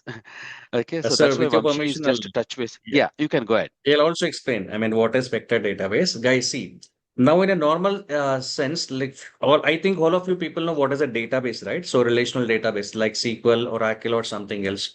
Now, where the data is actually stored in a tabular format here. So rows and columns here. Everyone knows this one. But in agentic systems or AI platforms, right? How do you communicate with AI? So based on natural responses only, right? Natural languages here. That is why we call it as a natural language response here. Because you communicate in your language here, whether it is English, okay, so any other kind of language. Now, the same kind of content has to be stored, okay, so in its database here. So we do not go with relational database. That doesn't work here. So it's a kind of NoSQL kind of databases here. All right. So where it can store the responses in a natural way, so that is called as a vector database. So it is very different to the regular database here. Fine. Okay, thank you. Uh, just quickly scanning. Let him build something with the AI. Yeah, Emmanuel, that's what he has done, just to showcase how to build a model, especially the RAG one. Can we have the syllabus? Syllabus, I already sent it in the PDF document. Are we going to be build the RAGs? Yes, today is just a sample demo. Santosh, we are going to build in detail. Brijesh is asking, how do we get the screen in ChatGPT? Is it part of the chat? Oh, chat playground. Is it part of the play? ChatGPT. How do we get there on the small language model? No, I think small language model, I think you opened in the GitHub, Microsoft GitHub, right? Vamshi, please Yes, correct me yes, if that is I'm, a separate tool. I've opened it. Yes. yeah, separate British, yes. Yeah, correct. Senthil has answered that. Nitin is asking, can we upload the image here? I don't know, Nitin, No, are no. you In referring? small language model, no, Microsoft 5 doesn't give you this kind of facility. So for image, we need to go with other models here. Right. Sam is asking, what's the difference between the RAG agent and Gen AI agent? See, both are one thing and the same, guys. But only the difference is how do you train it? And again, how do you, like, for example, what kind of task you're making it to solve here? That is the only difference here. Okay, cool. Are the tools open source or paid? The tools that we are going to learn. So, yes. So we'll be learning both the things here. So we'll be learning, for example, if you go with OpenAI, so they charge you for something. But again, most of the tools I'll show you with OpenAI frameworks here. And again, see, we have LangChain, so where we can do that one. Na10 is another kind of no code kind of tool. So we'll also go with that one. Yep, sure. Uh, are we going to be trained on creating MCP servers? Ram is asking. Yes, definitely. MCP servers also will create this one. It is part of our course as well. So we'll also work on that. Yep. The lab slides Model and everything, context they are protocol. right, right. Yep. So the lab slides and everything, all the materials will be uploaded in the Google Drive. And whoever need Google Drive, you can message to our company number that's saying that we want the the access to the slides. So you will be getting 1 minute. Let me send you that message. 1 minute, please.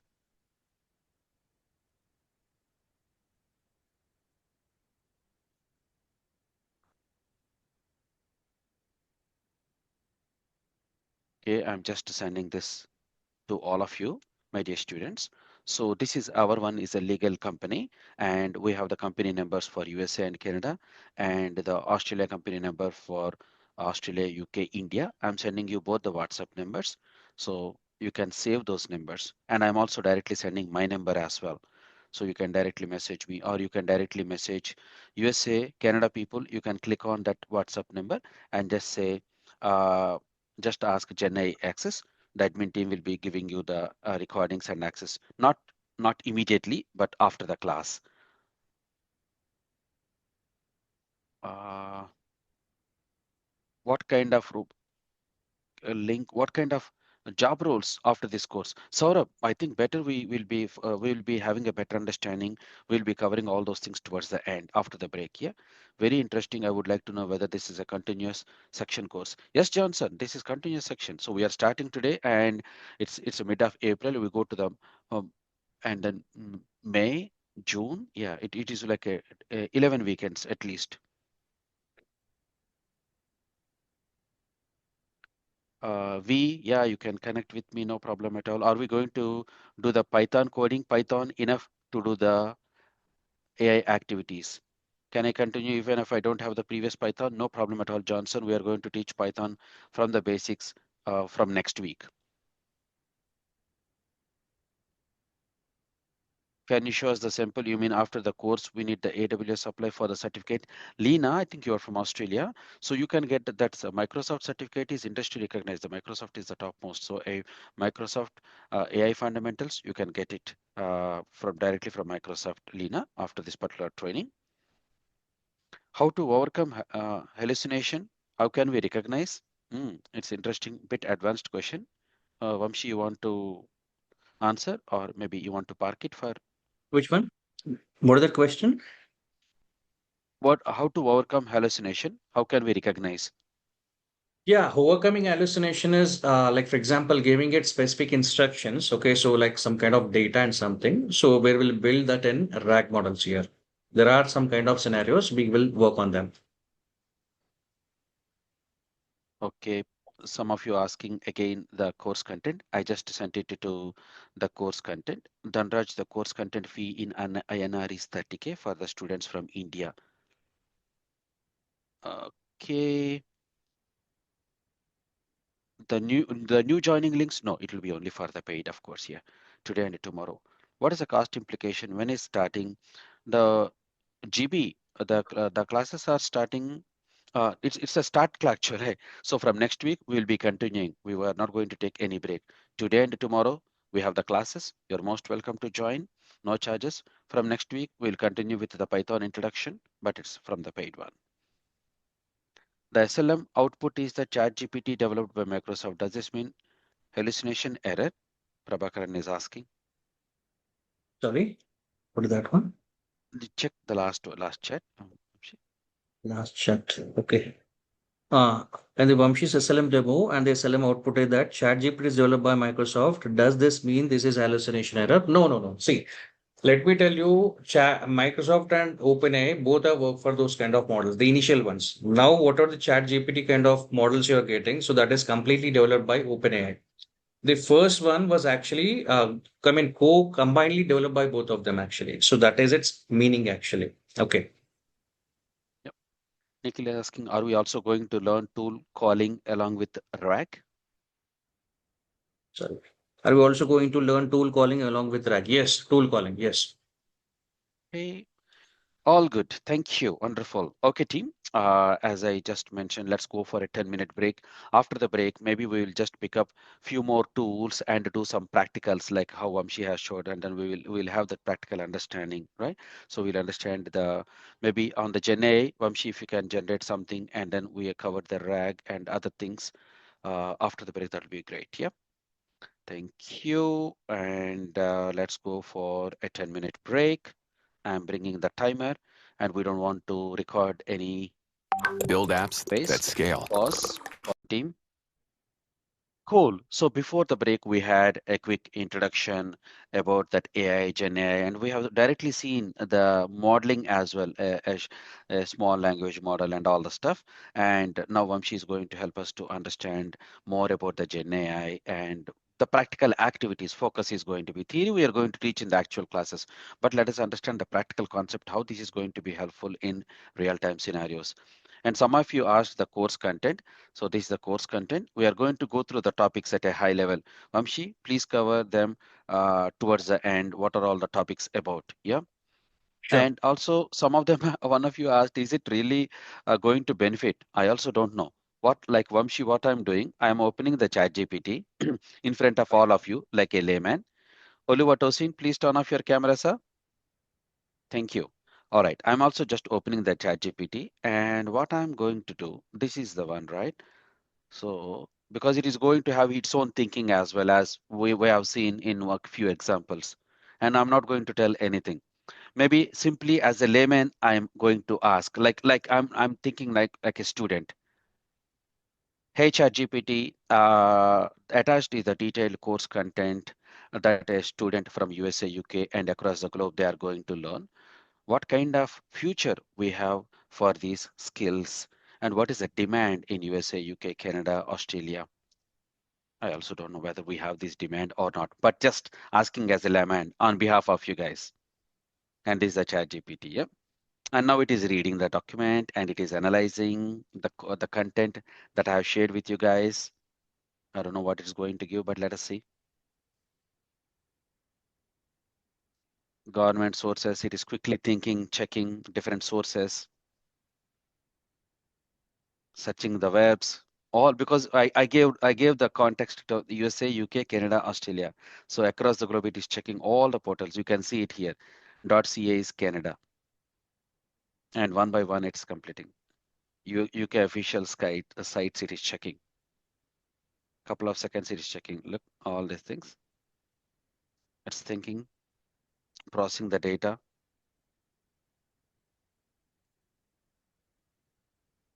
and now it is coming to Australia now.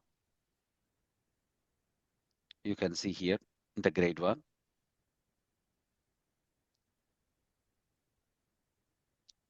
Okay, detailed course content, future slide, the course covers pandas, LLMs. Okay, what is this honest review? My honest review, this is a strong job relevant course structures for student USA, UK, Canada, and global market. It combines four things the employers increasingly wants together. Python, LLM RAG engineering, agentic flow, automation, and cloud deployment. So this is its honest review, not from my side. If I'm talking, you might be thinking that Lakshmi is trying to market his course. I'm not that. I'm not trying to do any hard marketing here, but I'm just getting it from the ChatGPT, its opinion. The future, the overall direction is clearly positive across all markets. Prompt engineering only roles are narrower than GenAI, blah blah blah. LLM AI solution consultant look more durable. Look at this complete details. The practical summary, USA strongest overall for the AI strong. Look at this. Okay, cool. Now, Vamshi, just help us with Yeah. the rest of the topics. Yeah, and we will have more conversations on the question and answers towards the end. Please All go right. ahead. Yeah. And bit slow, So, please. yeah. Right, right. Yeah. All right. So we have understood how Gen AI works, and again, what is LLM, and again, what is the difference between LLM and RAG. And we have also understood what is LLM hallucination, and so it's kind of content that it holds actually. So that is also called knowledge cutoff. All right. So now we'll also dive into some other kind of generative AI concepts here. So I'll also show you practically, and I also, advise you people to open your chat GPTs and then, so we'll do some kind of quick activity. Fine. So before this, let us try to understand now whatever the way we have communicated with this LSLM or some kind of chat GPT, right? It is called as a prompt. So we know this one. Fine. But again, see how to craft or how to give some effective prompts. That is the art. Okay, so that is the science behind this generative AI responses here. So as I told you, the effective prompt, whatever the kind of prompt you're giving, if it is effective or if it contains some detailed instructions, then your Gen AI model will also generate you a meaningful response. All right. So always all the output response depends upon the kind of prompt and again the instructions you are giving in. So let us first of all look at how to write some kind of effective prompts here. So there are so many effective prompt frameworks here. So I'll also show you some different things, but as a beginner kind of thing, so you can understand. So what are this prompt framework here? An effective prompt can be broken down based on what is your goal and how you want AI to give you the result here. For example, you can ask a Gen AI model like ChatGPT to give you a 7-day meal plan with recipes. Now, 7-day meal plan with recipes. But again, see clearly, look at this prompt, guys. If I have the same kind of question to ChatGPT or Microsoft Copilot or any other kind of generative AI tool, it can generate you some kind of responses for sure. But again, see, it cannot understand what kind of recipes you're asking it because you haven't mentioned those things. All right. So the prompt should also include a detailed input like the type of foods, like veg, non-veg, plant-based, etc. The different food options, calorie intake, etc. So the more specific the prompt is, the better results it can give you. Now, so I advise you people to go through this particular framework. Once after you master this one, you can even go with some advanced frameworks here. So I'll also post you that one, some advanced prompt frameworks here. Fine. So first of all, now prompt can be divided in this way. So what is P here? P stands for purpose because what is that you want the Gen AI to generate you the output actually. So you want it to create a weekly meal plan. Then R stands for role. So you want the Gen AI tool to act as a health coach or health assistant here, act as a personal nutritionist. And then again, see, O stands for output, where it can tell you like what is that kind of recipe or what is that kind of output you want here. So you want it to generate a 7-day meal plan with recipes. And then M stands for markers. So markers in the sense you want to give it some kind of instructions or specific that I want in this kind of way. The output should be something in this way. For example, I want it to generate a vegetarian meal plan. So where the daily calorie count is 2000 calories per day. And then P stands for patterns here. So patterns in the sense, so what kind of dishes or recipes you want it to generate here. All right, you can also suggest that one. And then T stands for tone. So how the content should be engaging. So for example, the content should be healthy. For example, the meal plan, practical, encouraging, or it should be like, for example, the users should understand that one. And again, they also should try to go with this kind of dishes here. All right. So this is how an effective prompt should look like here. So now we'll also try to work with the different kinds of prompt techniques here. Okay, so prompt techniques. Now, when it comes to prompting techniques, we have some kind of techniques like zero shot, few shot, and chain of thought.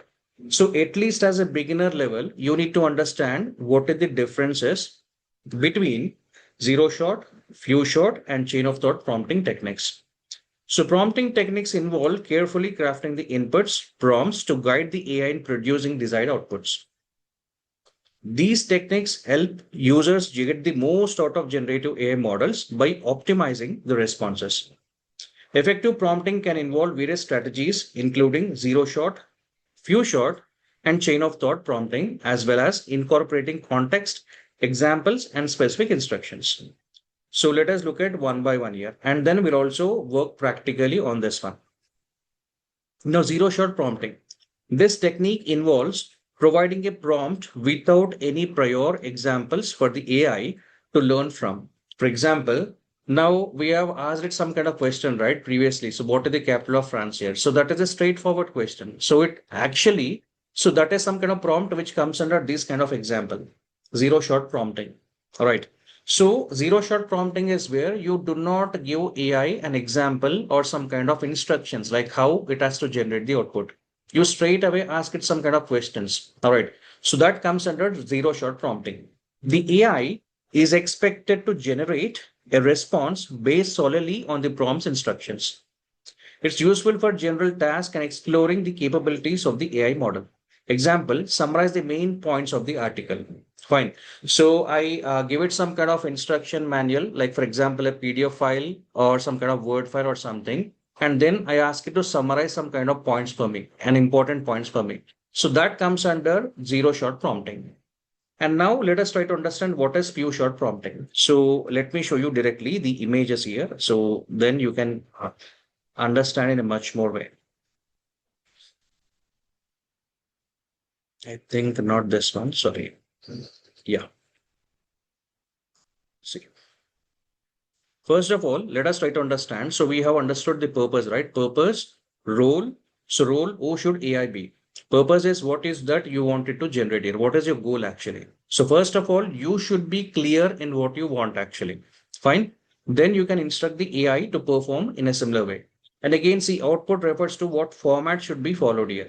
Fine. So markers, what are the must have or limits here? So you can even mention them. So you must have. That means it should include this kind of format here. So you can instruct even in that way. But again, patterns is something. So which examples are to be followed here? Like you can even instruct it with some kind of examples.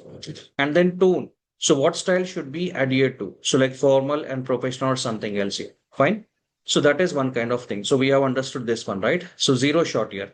So description, AI generates a response based purely on its pre-trained knowledge without any examples or prior contents provided in the prompt here. Now the question that the prompt we have given, right? What is the capital of France here? So that is purely a zero shot prompting technique here. Because in that question or in that prompt, we are not giving it any instructions to the AI to behave in something way or to generate some kind of output in some way.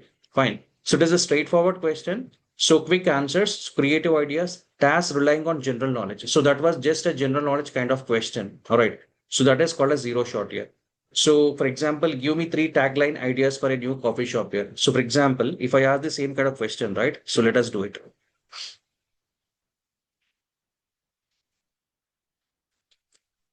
Give me three tagline ideas for my new coffee shop here. See, now here, if you observe closely, I'm just asking it to generate some kind of thing for me. But again, if you look at the prompt, right, I'm not giving it specific instructions here. So these are the instructions that you have to follow, or these are some kind of things that you need to generate with. All right. So this is some kind of straightforward question. So it comes under zero shot prompting here. So if I execute this one, see, now, brew to brighten your day. So, where every cup feels like home, fresh beans, bold moments here. All right. So, if you want it, you can even generate in some other kind of tagline ideas also. So, might be if I add the same kind of thing to Microsoft Copilot, right? For example, so let me do the same thing. Let us see what kind of response it generates here. Okay. So, uh, give me three tagline ideas for my new coffee shop. Let us see what kind of tagline ideas it will. See, brewing moments, one cup at a time. Awaken your senses sip by sip. Where every bean tells a story. Right. See, it is also giving you some kind of thing here. See, it can generate something. Now, if you ask it to Gemini, it can even generate similar kind of meanings, but in a different way. Fine. So, like these are some kind of zero shot prompting techniques, guys. Now, let us look at what is okay. So, this one, few shot. Okay, so what is few shot here? So few short, AI learns from few examples provided in the prompt here. Tasks requiring a specific style or format, more specialized knowledge. Here are three example tweets. Now write a tweet about our new product launch here. Accuracy and customization, purpose, markets, patterns here. So few shot is some kind of, concept here where you actually ask the AI to generate the response in some kind of way.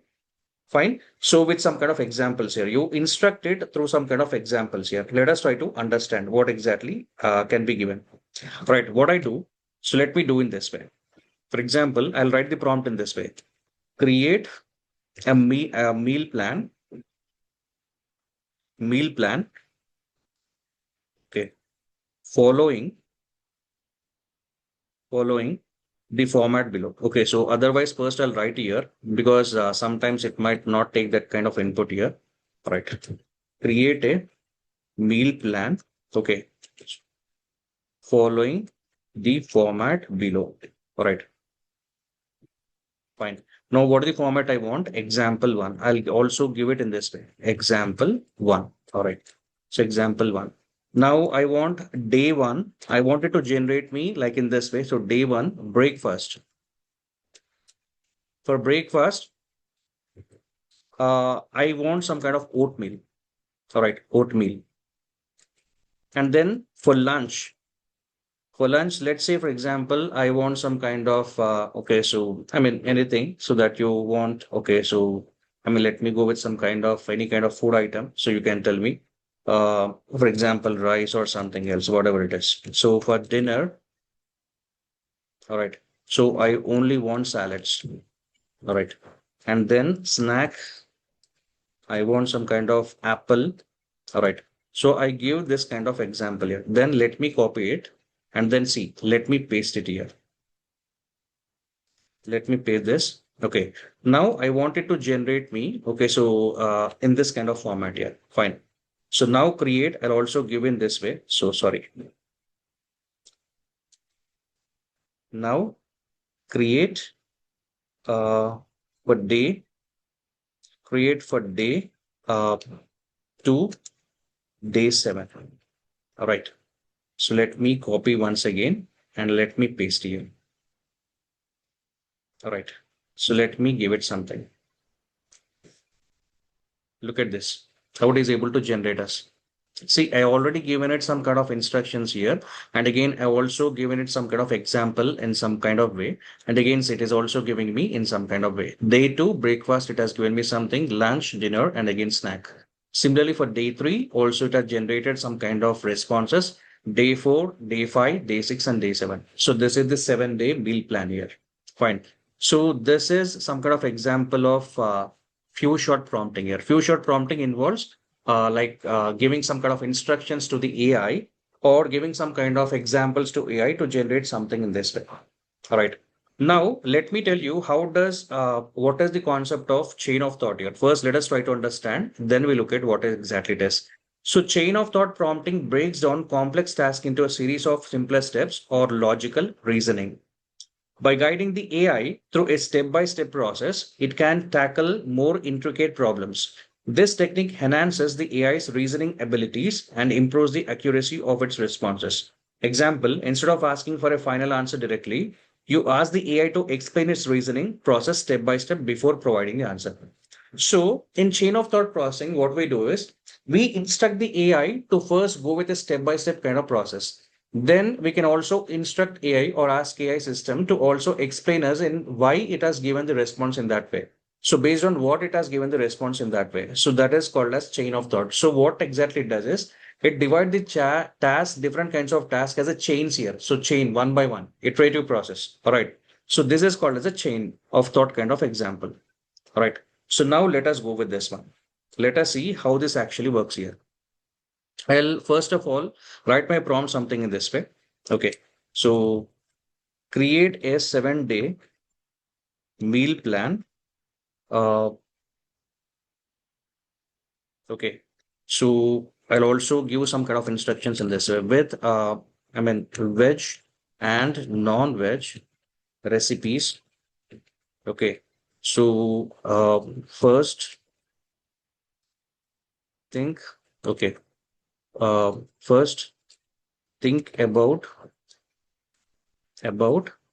I'll give something in this way. Think about nutritional, nutritional,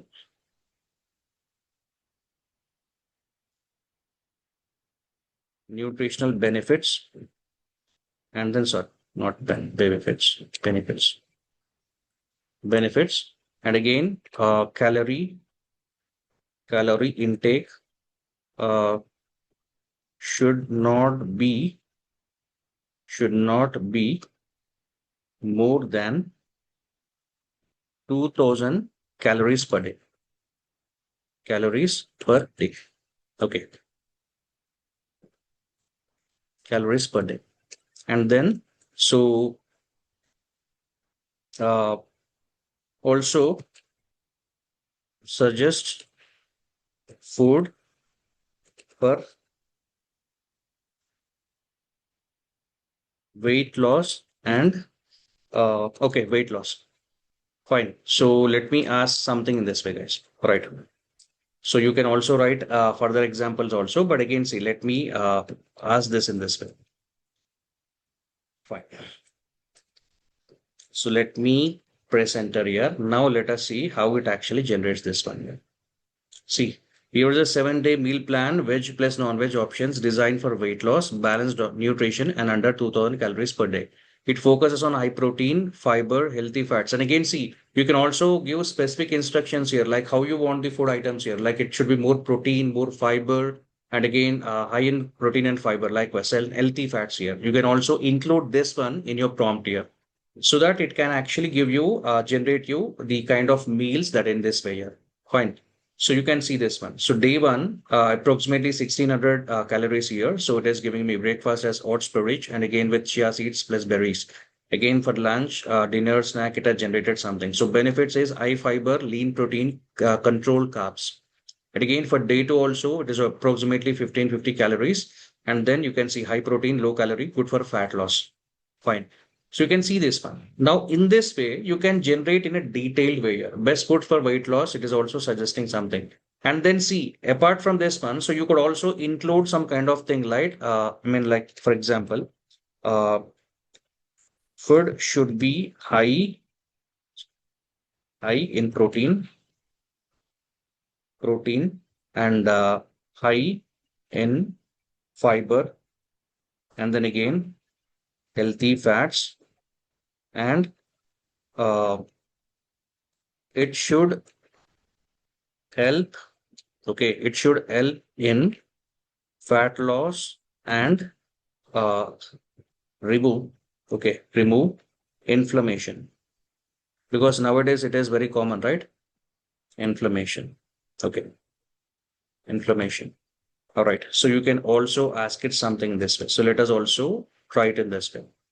Fine. We have not included these keywords, right? So let me ask them.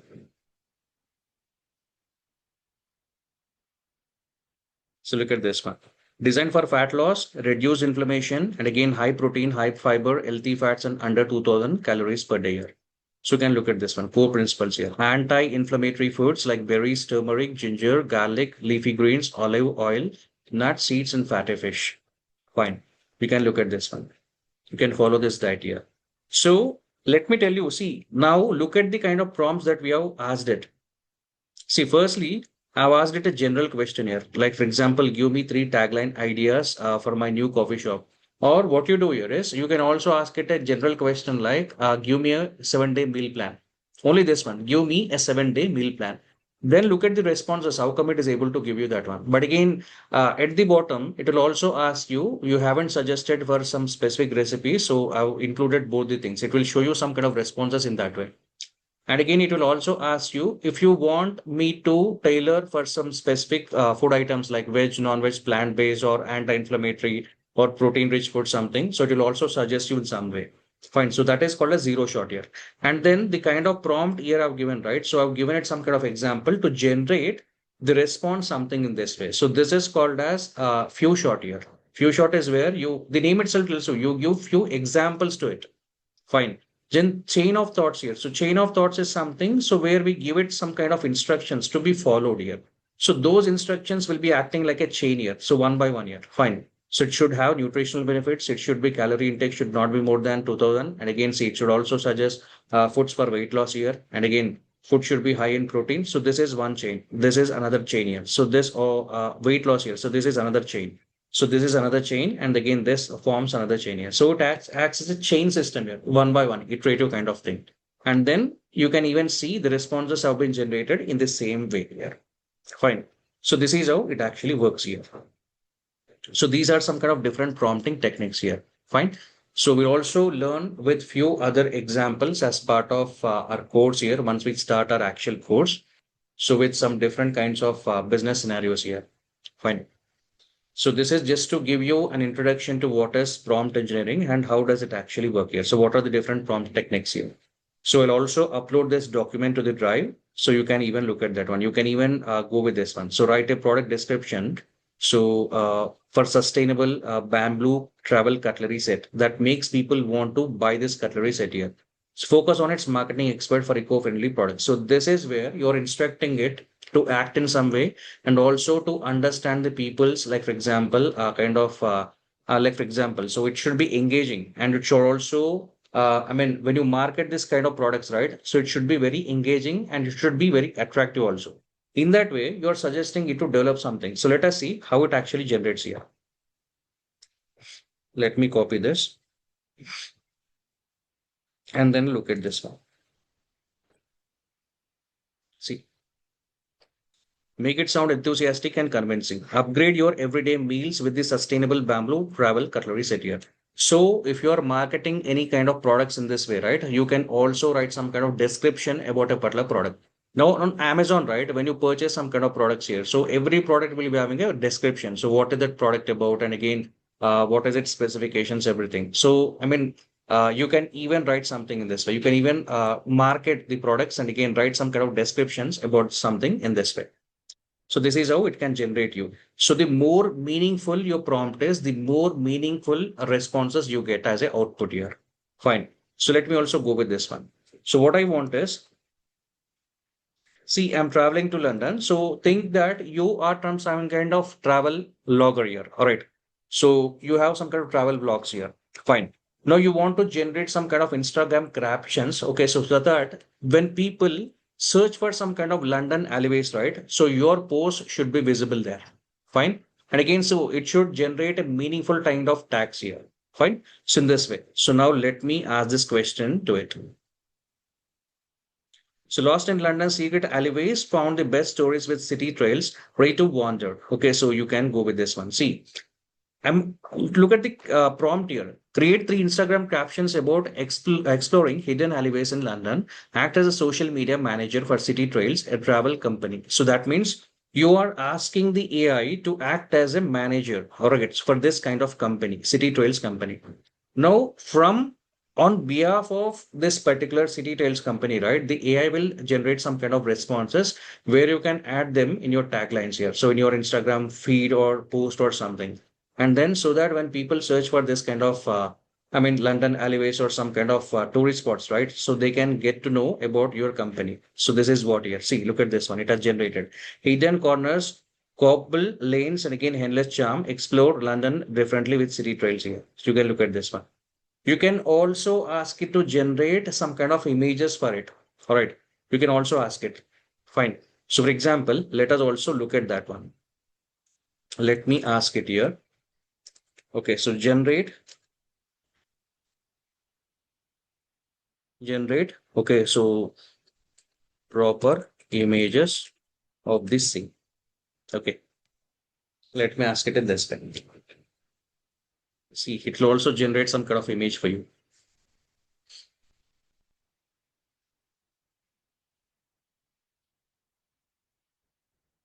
And once this is done, Vamshi, in the interest of time, we will move to the other tools as well. Introduction to NI10 Yeah, and how the tools look like, purpose of the tools.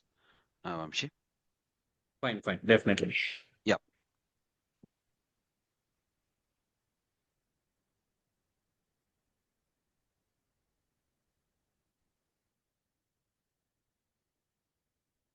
Look at this, guys. So if you click on this one, right? See, Lost in London, secret alleyways found the best stories with city trails, ready to wander. You can, okay, so put them in your Instagram post or something else. Hidden corners, cobbled lanes, endless charm, explore London differently with city trails here. So you can even give this way. And again, see, it is also giving something in this way. Fine. So you can, see, let me tell you something. Output always depends upon the kind of, prompt that you give it and instruct it to perform in that way. Fine. So that was about prompt kind of techniques here. So as I told you, the more specific your prompt will be, the more the more like if meaningful responses it will generate here. So this is what I can tell you. Now, looking on the time constraint, right? So we'll also tell you how we'll be working with different other kind of tools here. So there is something called as Notebook LLM. Let me also do this one. Notebook LLM. See, try Notebook LLM. Now, for example, I'll see create new notebook here. Now look at this one. So this notebook LLM is again an AI research notebook from Google. So this is from Google, guys. All right. Now what you can do here is you can paste some kind of website URL or you can give it some kind of file like a PDF file or some kind of photo or some kind of like for example Word file or something. Then you can also ask it to generate or summarize some kind of information from it. For example, for your purpose, right? I've actually looked at this particular thing. So I just want to know what are the differences between LLM apps, RAG, and AI agents here. Fine. So I'll give this particular thing. So I'll copy paste this one. Okay. So then now what I'll ask here is, see, all right, summarize what is LLM, RAG, AI, agents and agentic AI. Okay, so you can also ask it, explain like I am a beginner.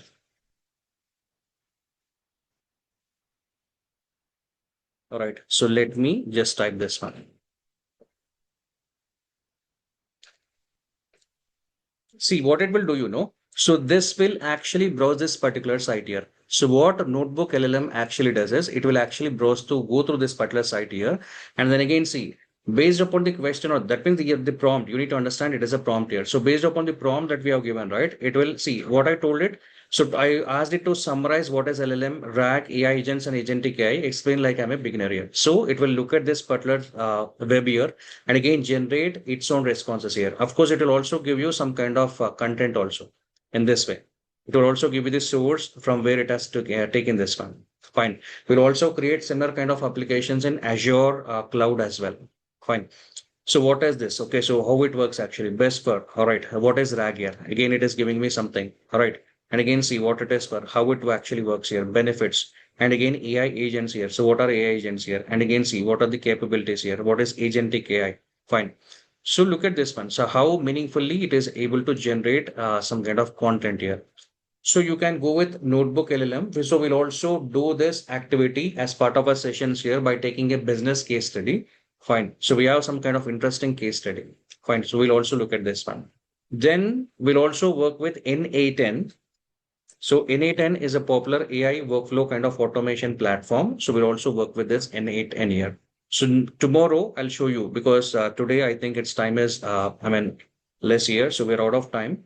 So we'll generate some kind of AI workflow using N8N. So it is a no code kind of platform. So you do not require any kind of codings or writing some kind of code or generating something. It is very simple. So the workflow looks something in this way. So it is just like drag and drop kind of features here. But again, a lot more can be done using N8N as well. Fine. Again, we'll also go with some other kind of concept called as Gamma AI. Gamma AI. So Gamma AI is for those kind of professionals who are into project management, like product managers, project managers, sales, for example, Scrum and product managers here.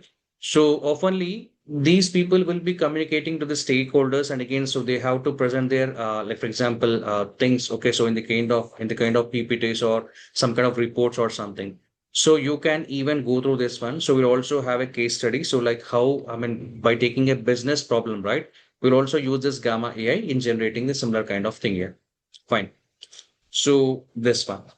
And of course, LangChain as well. So that is one popular framework. And again, Grok. Let me show you Grok here. Okay. So this is LangChain.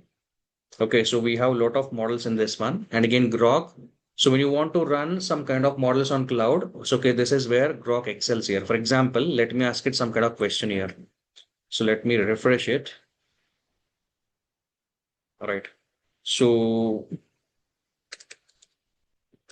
tell me the tourist attractions attractions in New York. So let me submit this one. Okay, so it is giving me this error because I have to select a particular model here. So let me go with this one and I'll go with this one. Okay. Now again, I can click on submit. See, here you have a lot of models, guys, in this Grok. So this is one of the cloud kind of open cloud kind of models here. So you can have multiple models in this one, and you can even work with this one. So each and every model has certain limit here, the kind of tokens that it generates here. Tokens means the kind of content, the number of keywords that it generates here. So we'll also understand this one. Fine. So the city that never sleeps. New York City has endless options for tourists. Here are some of the top tourist attractions here. So you can look at this one. Fine. So likewise, you can also ask it. But again, see, if you want to run your LLMs locally, okay, so in your laptop or something, okay, so you can also go with Olama. So this is Olama platform. So you can start searching for something, okay, some kind of models here. And again, it will give you some kind of models here. Fine. So for example, if I start typing Llama, right? See, you can see what kind of models are available in this one, Llama. Okay. And then if I start typing GPT, let us also look at this one, GPT. So GPT OSS safeguard, GPT OSS, GPT-5. Okay, so this is the latest one. And okay, you can look at this one. Fine. So this is where we'll be working with. And again, LangChain, like you asked me, right? Tool calling and something. So we'll also look at this kind of examples here. Fine. So these are something which we'll explore. So in our sessions, okay, so down the lane. And then in tomorrow's session, I'll show you how to work with NA10. And again, we'll also design some kind of custom GPTs here. So how to create your own simple codeless kind of, for example, chat GPT kind of applications here. And Vamshi, can Right. you also help us like in Azure OpenAI? Can you show what are the features Yeah. we have, what Azure. we'll be learning? Yes. Azure, yeah, Yeah. that's important. Okay. So let me show you something. Okay. Portal.com.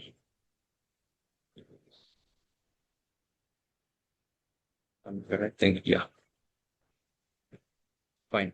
So guys, here we'll be working with some kind of open AI. So if you type in open AI, right, you get some kind of options here. Azure open AI. So for example, we'll go with this one. So Microsoft Foundry, we actually create something. So I'll show you, how you can work with this one. Again, we can work with open AI models on Azure Cloud. All right. And then we can also work with Copilot as well. So we'll also working with that one. So Copilot Studio. We'll also work with this one. Azure OpenAI. I'll show you how to even work with DAL-E and some other kind of things here. Fine. DAL-E is for image generation. So for image generation, for video kind of generation, we have certain things here. So as you people know, so the Google Nano Banana, again VO3, and again we have Sura, and again 11 labs here. So those are for video generations here. So we'll also look at those kind of things here. Of course, those are not part of a course, but again, see, after we learn all the techniques that are present in our course curriculum, we'll also look at these kind of concepts here. So in Azure, whether you go with Azure, AWS, or any kind of cloud, so the first thing is you need to configure that particular service. Fine. And then use that service in order to generate your application. So go and build your application here. First of all, we have to go with this one. So Azure OpenAI. So we'll also work with this one. How you can use Azure OpenAI service models here in order to generate your Gen AI applications here. Will build this one. And see, do not create any accounts as of now because it comes up with only 1 month validity. I'll instruct you when you need to create Azure account. Then we can go with this one. Right. Okay. So I'll stop here. And And in Vamshi, tomorrow's session, maybe yes. if you can just quickly scan through what we'll be covering as part of like a 2.5 to 11 weeks, that will be Yeah, yeah, great. sure. That will Sure, help sure. everyone to understand just the structure of the training Fine. program. That will empower them. That's Fine. important. So based upon the for example, some kind of different students' concerns here. So initially we thought of only giving Gen AI contents here, but again, see later I included Python kind of concepts also because it will boost you, your code writing kind of skills here. Fine. So Python, let me tell you guys, today Python is very vital in the AI field here because a lot of applications are being developed using Python. So we'll go with Python. And let me tell you something, anyone can master Python. It is not some kind of language like Java, C, C++ here, where you need to write lengthy lines of code here. So with minimal effort and again, practice, consistent practice, right? You can master Python. Anyone can do it. And again, see, so first we'll be starting off with Python programming. So we'll be starting both with Python programming kind of concepts here. Later on, we'll be moving on to the advanced Python kind of modules for AI. So which is NumPy, Pandas, and again Matplotlib and Seaborn. So once we complete this one, so we'll have a project here on this kind of modules here. And then after that, we'll also try to understand the statistical concepts here. So then we'll also have, after the statistics, right, we'll have some other kind of project here. Fine. So two projects you will be covering here. Two projects you will be learning here. Fine. So you will be doing. I want every one of you people to do it. Okay. So because we'll be learning a lot of techniques here. And after this one, so we'll dive into the generative AI concepts here. So we'll go through the basics here and again dive into LLMs and transformers. So transformers are those kind of architectures where LLM actually use in order to generate the responses. So OpenAI uses a decoder and again Google kind of BERT uses encoder. So there are some kind of transformers architectures here. We need to learn what is tokenization, what is vector embeddings, what is positional encoding and something. And then, so we'll look at some different LLMs here. So what is ChatGPT, Copilot, Hugging Face LLMs here? Hugging Face is another open source LLMs here. So let me also show you that.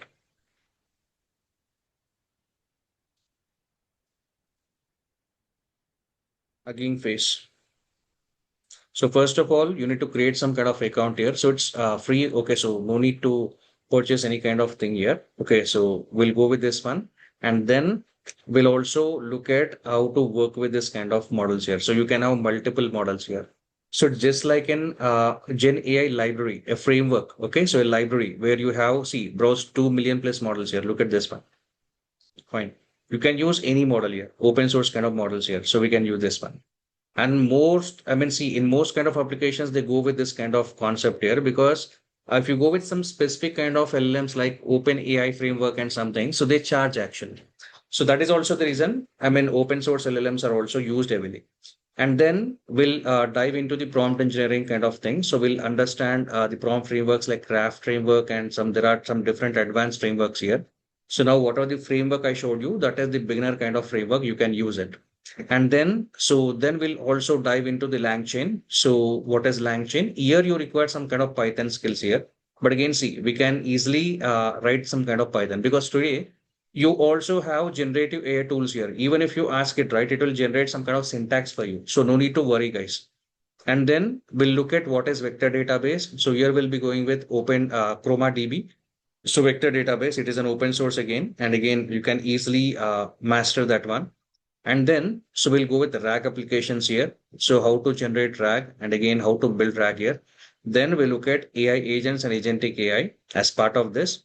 So we'll work with Crew AI, we'll work with Langsmith, and again, we'll also work with some N8 and kind of AI workflows. So before that one, we'll also go with the model context protocol. And then agentic AI evaluation and fine tuning. So how do you evaluate and again, how do you fine tune this kind of models here? And then we'll also work with some N8 Crew AI, and then we'll also generate some GenAI models and on Azure cloud. Fine.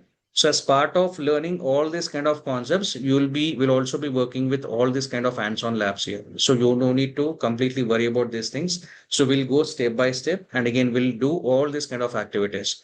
And once we complete these sessions here, so we'll also work with projects here. So during our sessions also, and after completing the sessions as well, so you will be working on this kind of projects here. And once after we done, so I'll tell you how the agentic interviews happen. So what kind of questions they ask you generally in interviews here. So how you need to answer them. And again, as I told you, you can go with some certifications of your choice. And again, how you can build your portfolio, that is CV preparation or something. And then LinkedIn profile optimization. So how you can optimize your LinkedIn platform. And again, so on job support, even if you get job tomorrow, we can still support you. And again, placement assistance is something. So when we get some kind of leads or something, so we will be sharing them to you. You can apply them. Target jobs, once you complete this kind of course, right, you will be eligible to apply for these kind of roles here. Generative AI engineer or developer, agentic AI specialist or consultant, AI engineer, LLM engineer, prompt engineer, and again, AI automation engineer consultant. So this is a generalist role. AI automation engineer is a generalist role here, meaning so when you know how to work with multiple tools with some kind of domain knowledge here, right? So you become a generalist here. So that is also a very promising role today. Fine. So this is the kind of contents we have here. Right. Thank you, Vamshi. Vamshi, someone is asking, can you go over Copilot Studio? Just once. Copilot. Okay. Oh, sorry. Copilot Then you Studio. can.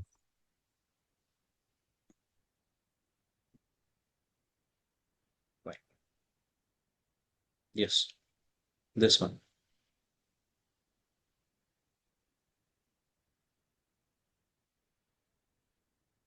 So this is Copilot, which is already embedded into your, Edge browsers here. So you can have this one. We'll also develop some kind of our own kind of conversations. If you go with my conversations, so you can even go with that one. You can develop your own Copilot kind of thing also. And then see this Copilot is available in all the Microsoft applications, like popular applications like Microsoft 365 Office Suite, and again GitHub Copilot, so which can be helping in your code generations here. So if you're working in with Microsoft applications here, fine. All right. Armagam is asking question in SLM. We give instruction prompt, ask relevant question. If I give some instructions, then ask irrelevant questions, the model will try to answer. How will it work? Maybe I think bit advanced, Armagam. We See, have to understand that. Yeah, go let ahead. me tell you, yeah, so let me tell you something. SLM works only when you give it specific instructions. It won't work when you ask any question out of its context here. So because see, the nature of SLM is actually designed in to focus on only specific context here. So it's not like LLM. So if you go with LLM, right? Even for example, ChatGPT, I told you this one. Now we have asked it some kind of question like, I want, see, Apple iPhone 17, I want to purchase that. So can you let me know the features of that particular phone? So practically, it doesn't has that kind of answer in its knowledge base here, but it took it took to web here, and again, it has given me some kind of responses here. So LLM can focus in that kind of context here, but SLM can't respond you when you ask it irrelevant questions here. Yeah. Okay. Harish is asking, will we be able to automate the QA process as well using the AI? It is already happening in our companies, Harish. Yeah. Yes, everything is getting automated, Harish, with the help of agents. So just basically how we give the set of instructions, and we have seen how Vamshi has done it. So maybe we'll be giving more logical instructions to automate the support process. For example, you are working on a support project. Normally, whenever customer raises a concern, we log it as a Jira ticket, and that ticket will analyze initial analysis. Somebody has to analyze. That is one stage. And then after analysis, they will identify that as a high priority, low priority, critical. Then after that, it will be moved to assigned to respective teams to fix it. And then somebody has to test it. But now all these activities are getting automated. Project will be done on an individual basis. Vamshi is going to answer everything very much in detail. Okay. Roshan is asking why every company choosing implementing SDD. See, SDD depends upon the problem statement there because see nowadays, right? See, if you go with there are a lot of, for example, challenges here. One thing is it also depends upon the cost inferences also. We call it as cost inference because the kind of tools that we go is generally, they charge you every LLM that you go with, right? They charge you per token that is generating actually. So the kind of content that it is generating, right? It might charge you heavily. So that is one kind of aspect here. And the other one is in order to avoid hallucination, they go with some kind of giving it some kind of data, their data. Yeah. So by looking at some, we have to understand the design concepts also. When you go with some kind of agentic kind of applications, right? By keeping in context all those kind of things, so they might go with those kind of architectures here. We do not know that one. All right. And Roshan is also asking another question. Which is best for AI, Java or Python? If it is Python, why not Java? It has a large community than Python. That's good. Yeah, see, Python is very simple to use. The only problem with Java is, see, you will write some kind of lengthy lines of code, but again, when we get stuck or when there is any bug, right, we might have to start from the beginning here. Python is not like that. It doesn't even have the compiler kind of concept here. So it is very faster compared to Java kind of thing. And again, it is also promising like equivalent to Java here. Fine. So that is why people are using Python a lot in AI applications. Yep. Thank you. Vinod is asking, is 11 weekends enough for the curriculum? Yes, Vinod, if it is going to take another extra one more weekend, we don't hesitate. But don't think that it's just only the weekend and then we will depart. On the weekdays, Vamshi is going to give the hands-on instructions. So you guys are going to do the practicals, watch the watch the recordings, read the materials. Actually, so whoever registered, right? All of you will be getting an email. Just 1 minute. All of you getting an email. I will be giving you the access to this drive. Where is the drive? Cybersecurity offers, agile, AML. Okay, let me. April 26. So all of you going to get the access to this drive. So in this drive, you have the AI tools. So this is the document. AI tools overview is there. Each tool, why it is important, why it is used for, and Microsoft Copilot, scenarios, and everything. Very, very beginner friendly. That is one document. And introduction to the AI, Gen AI, and Agentic AI with real-time examples. So you have another document. And prompt engineering, this is where exactly you are going to open your own chat GPT and do the prompting. Just as a beginner, now just we are just starting with our baby steps. So how do you do? So what is you have to tell the role, okay? Tell the role. What is the role that the AI want to play as a cybersecurity? I'm a cybersecurity analyst. So that's why I just give act as a cybersecurity analyst and create the risk assessment and give the details for the healthcare company and give the format. So I'm open this ChatGPT and I'm asking first, what is that? If I just ask, as Vamshi rightly said, if I just ask, generate the risk register. Maybe because it's in general, I'm just asking, give me some food. What food mom will give? Just because I'm asking food. So it is giving. But it is already having some memory related to the because we are doing the cybersecurity. It is picking up. Normally, your model won't give because my model is gaining that memory and it is just giving all this stuff. Okay. Now, if I just say now act as a cybersecurity analyst with 20 years of experience and prepare risk register along with risk mitigation activities. Now I am more specific. I'm telling what it has to think like and then generate it. Now it is giving like, oh, you are a senior guy, 20 years of experience, blah, blah, blah. Because according to that level of maturity, it is going to give the outcome. So we have the risk register, unauthorized access to the patient health information. So we have the EHR system, insider threat, weak authorization, ransomware attack, and a data breach. We have the data breach yesterday also. We have seen the USA big patient data breach. The hacker has attacked. For your information, we do the cybersecurity trainings as well, ethical hacking. If you want to be very good with the bug bounties and everything, we do the cybersecurity trainings. I mean, I'm not trying to market, but just letting you know where is this HSC trainings folder coming to the cybersecurity, going to 29th of May, my documents and this is the cybersecurity where you are going to do the GRC governance, risk and compliance, no programming required, and SOC security operations center, and then the ethical hacking using MITRE attacks, the Kali Linux, Nmap, all these things in a practical way we'll be teaching. Yeah. So yeah, uh, yeah, we can according to the specification, it is going to ask. And as Vamshi told, it will also generate the pictures.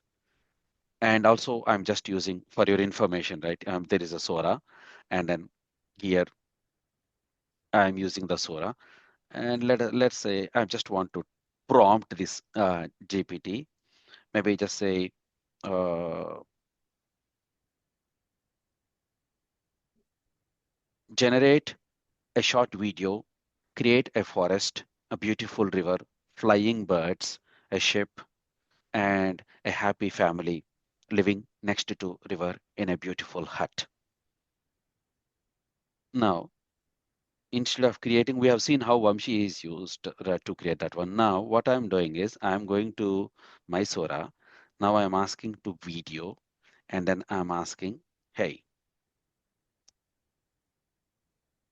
So now what I'm going to do, I'm taking a little bit advanced part. So asking the video prompts.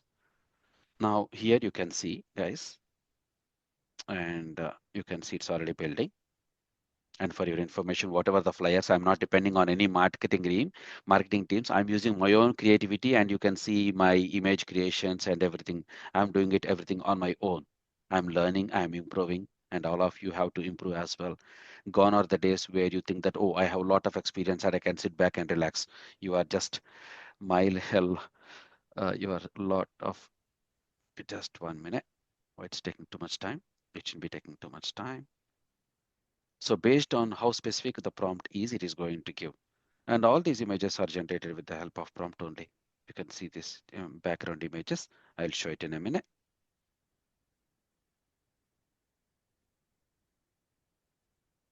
Couple of seconds.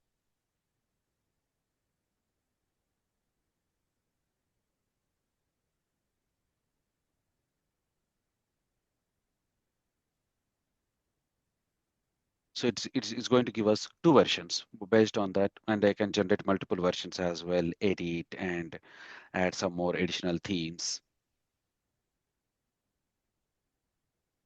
It's not creating the flyer, it's creating the video. That's why it's taking a couple of, so not too many minutes, maybe 1 minute I get hardly.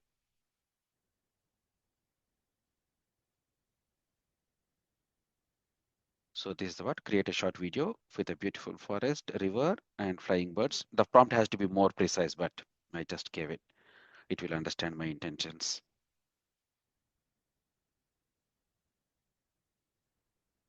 All right, maybe it's taking a little bit of time while this is working, while this GPT is working. And some of you asked about the feature of these skills. Again, what is that? Okay, nah,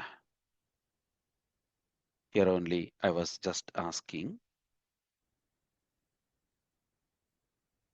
Sorry, team. Okay, yeah. So here I just uploaded the document for you guys in the chat GPT only.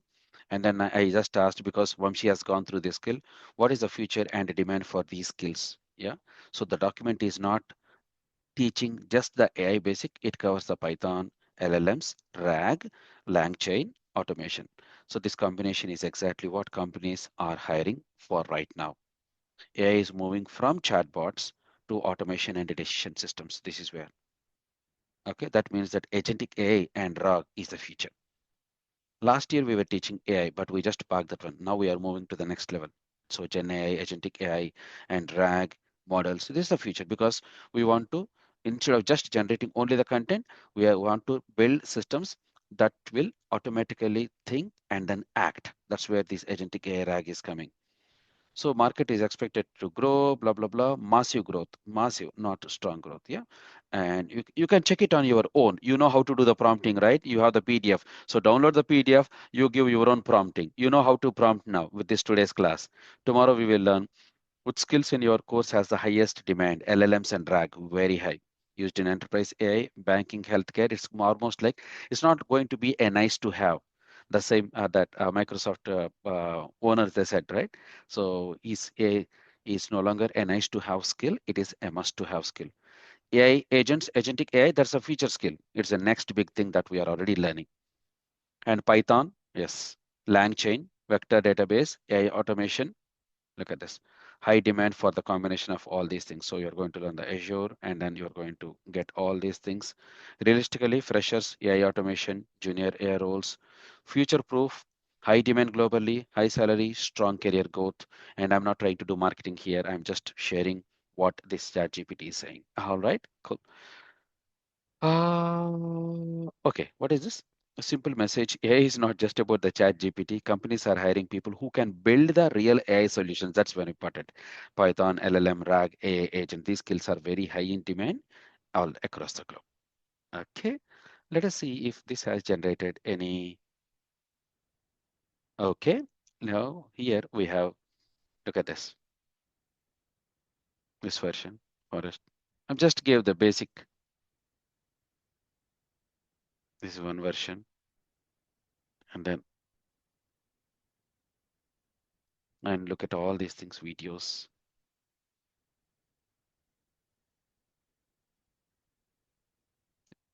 These are all from this. And then if you just click it and you see the chat, you can see the prompts as well here. Maybe I see here, and then you can see the prompt. Yeah, no problem at all. So okay, again coming back to the discussion, not the discussion here.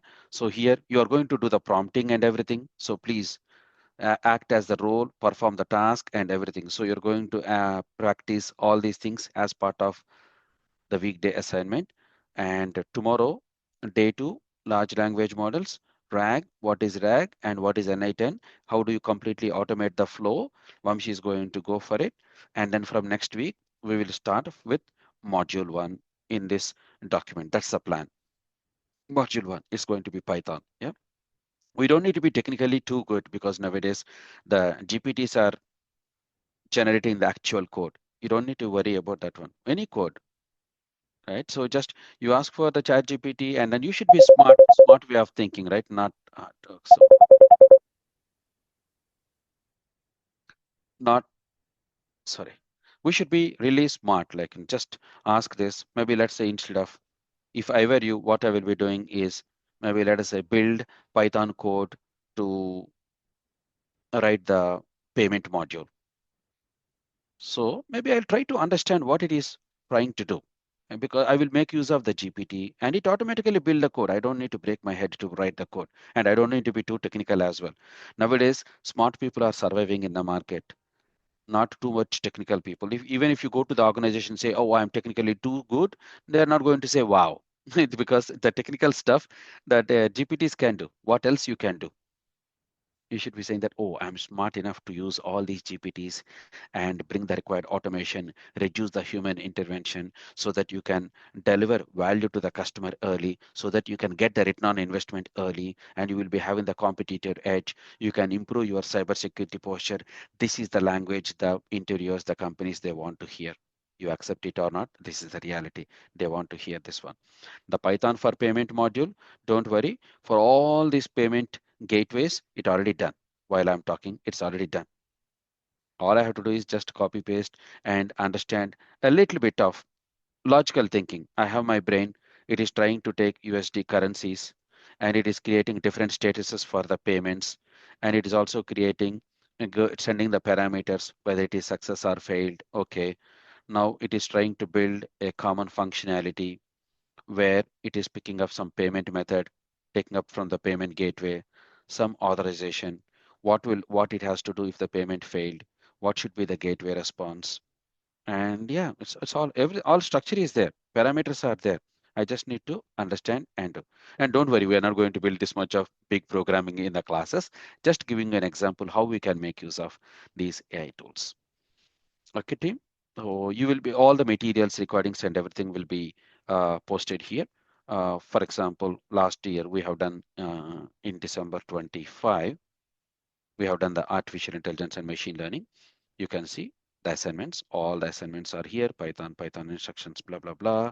And then we have the solutions, Python basics, the pandas, fortune, RAG, these things. Supervised, unsupervised, Azure AI, generative AI. But now we are taking the things to the next level.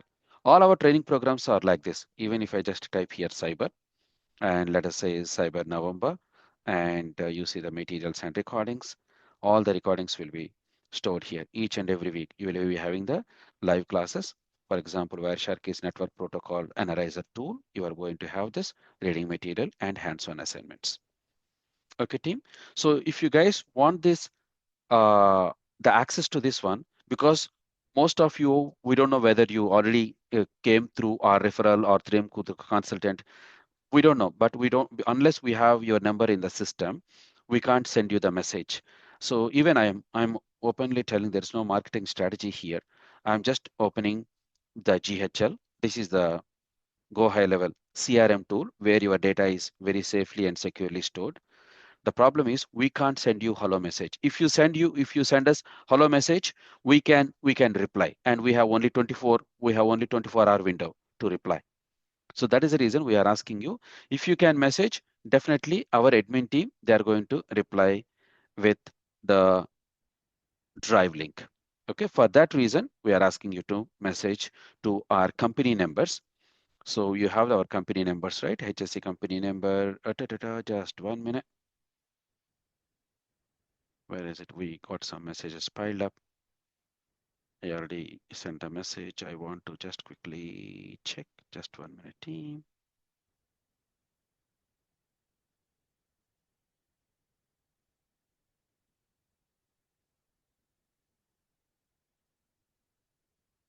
Okay, so you're going to get the slide access.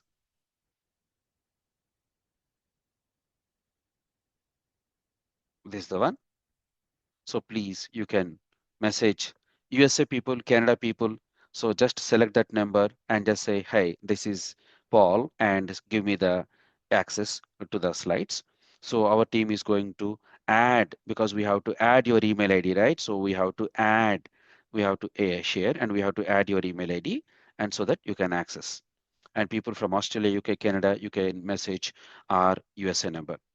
And if any of you want to connect with me directly, +6141251636 and my name is Lakshmi and I'm the founder and director of this HAC. This is my WhatsApp number. And if you want to do and ask this. And you can also ask Google as well. And you will have a lot of pages. It's not the first time we are doing it. So you can see all the pages here.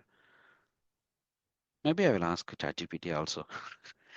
I'm curious now. I'm just asking for the tell me about, I'm a bit scared as well. Tell me about this number.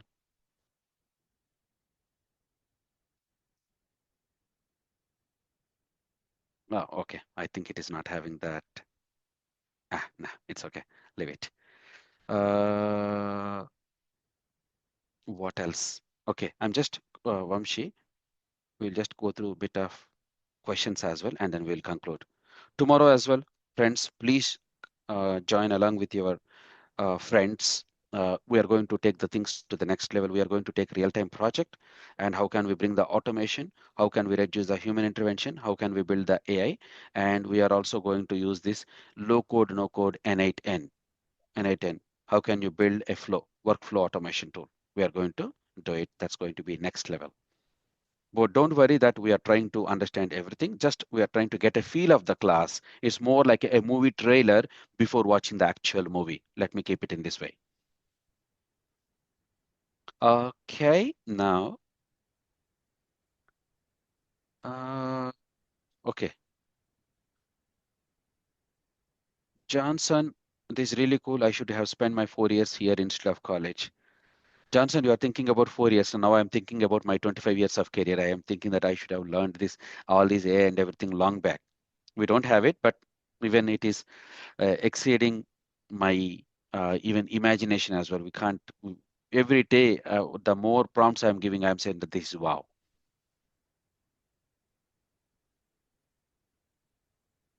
In-depth knowledge, as I said, Vinod, we don't give any kind of false commitment, no nonsense. The course is beginner to intermediate level, not too advanced. There is no limit when you say in-depth. The course will take beginner to intermediate level, which where you can in the CV you can confidently tell like 1 to 2 years of experience you can easily keep. You can't keep like a 4 or 5 years of experience in the CV because 5 years back no one is talking about all these agentic AI and all the autonomous AI tools. Can this be class at 7 a.m. To 9:30 a.m.? Shrini, unfortunately not possible, Shrini. Unfortunately not possible because my students joins from all parts of the world. All parts of the world they will be joining. So the time in the Eastern Standard Time is 6 a.m. Eastern Standard Time.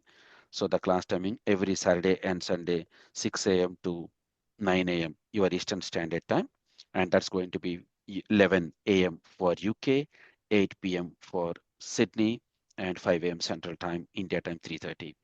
So that's where look, we can't do it at 7 Srini because it will be too late for students from Australia as well. Uh, Also, will we get the week or weekly planner to be ready with the required tools learning ahead of the session? Yeah, Vamshi is going to guide, and all the guidance will be there in the tool in the class. Yes, Brijesh, practical projects will be crucial when we reach to the stage as per the syllabus. Yes, yes, yes, correct. Vamshi should Vamshi just shown. Yeah, correct, Brijesh. LLM model, we train it, we integrate, which is RAG. Vamshi, you want to answer or you want to take it later? Roshan is asking. Yeah, just a minute. I'm actually searching for the question. So what it is, Oh, okay. Yeah, basically. too many things are there. Okay, let me read the question for you. So Vamshi is asking, for example, we take LLM model from Microsoft Foundry, we train it, we will integrate with our application, which is RAG. We train the model with our application, right? He's asking that. Yeah, it's a kind of frag. Yes, of course. So that is one kind of frag we can say. So likewise, Mm, we can develop some different systems in that way. So that is one kind of way how we actually go with that. yeah, and it will be searching for the web knowledge cutting. Correct. Yeah. Link to the document, please. I just sent the numbers, WhatsApp numbers. Just a message saying that, okay, I need the Google Drive link, and then they're going to, and then send your email ID as well. So send me your email ID. They will add your email ID to the drive, and they will share you the link. Free tools will be used to buy any subscriptions. Harish, we are not going to buy any uh, subscriptions, to my knowledge. Most of you will be using the free trial versions for our practical purposes, for our learning purposes. Same every weekend, yes. Is it going to be same time? Same time every weekend, yes. But little bit extended. Today, yeah, today also close to 3 hours, right? Like this. Now, I want to ask one thing. Please design the interview questions for each and every end of the module so that it will be easy. Oh, yeah, yeah, sure, Ravi Kumar. We will be designing it. And at the same time, we will also tell you how you are going to ask, like how we are acting like I do the project management training, right? So what we are doing nowadays is we are going to give it for you, but with the understanding from the AI prompting and everything. Look at this. Like I'm talking about a project manager. Yeah. Now I'm asking this one. So act as a project manager interior, ask me questions and validate my answer, give a perfect answer. This is something going to be next level you guys for you guys. Now it is acting as a project manager.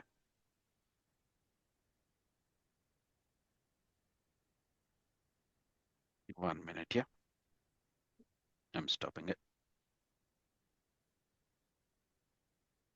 Ask question first. I will answer. You validate the answer, then give the response.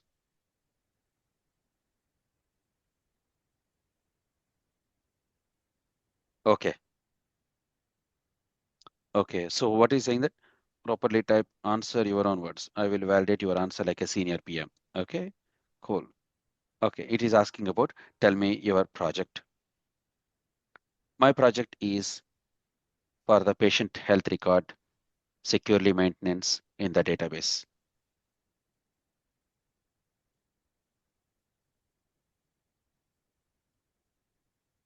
You have given a clear intent, but as a senior project manager, it's a challenge. So this is not correct, and this is too high level. So you have to, what is this EHR and everything? So you have to give the perfect answer. You should say the project is focused on developing and maintaining electronic health record in the medical system, designed for multiple users, blah, blah, blah. This is how. Look at this. Next question. It is asking, what are the key features modules in the system? So the key feature more here is the security feature where we only have authorized roles to access that secure database.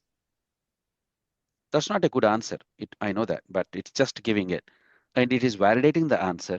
You are thinking in the right direction, security focus, but as a senior project manager, you should little bit further.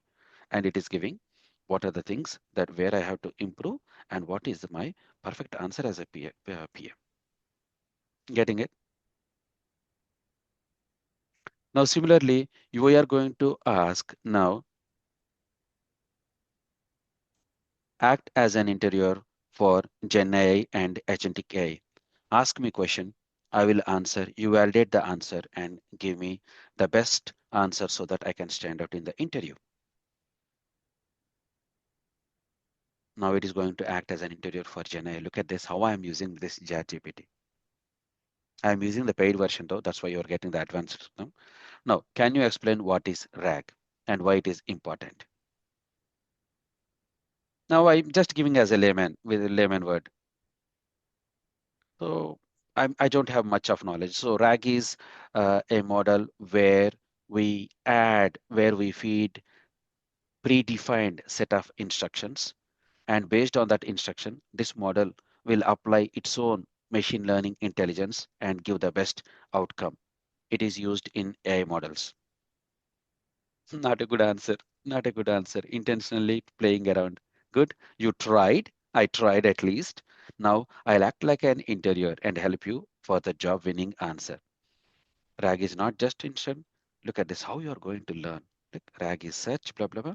What is the standout answer? RAG is an architecture. Instead of relying only on this, RAG retrieves information first from external sources, databases, vector databases, blah, blah, blah, like this. So we will be providing you these standing out answers along with the validations.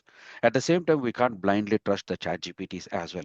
It has to be validated by Vamshi and with the help of the AI. And then we need the human. We need to, irrespective of these machine intelligence, we still have to apply the human intelligence. Human needs to validate. Then we are going to share you those answers for you guys. No second thought in that. Got it? Hope you understood our approach. This good. End of the course, it would be hard to learn all the questions at the same time. Yeah, sure, no problem at all. Is this a paid GPT using Sora in creating the video? Yeah, it is a paid one. Yeah, because I'm using the company, right? GitHub, you will be learning Microsoft GitHub. Gemini more popular over Chat GPT. It depends, like every company, it's like a competition, like iPhone and Samsung. More nowadays, it's not hundreds. We have thousands of AI tools.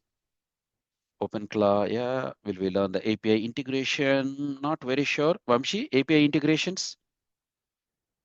Yes, we'll also do API Integration, integrations. Yes. API integrations of Yeah. model to model. How the model will be calling the other model?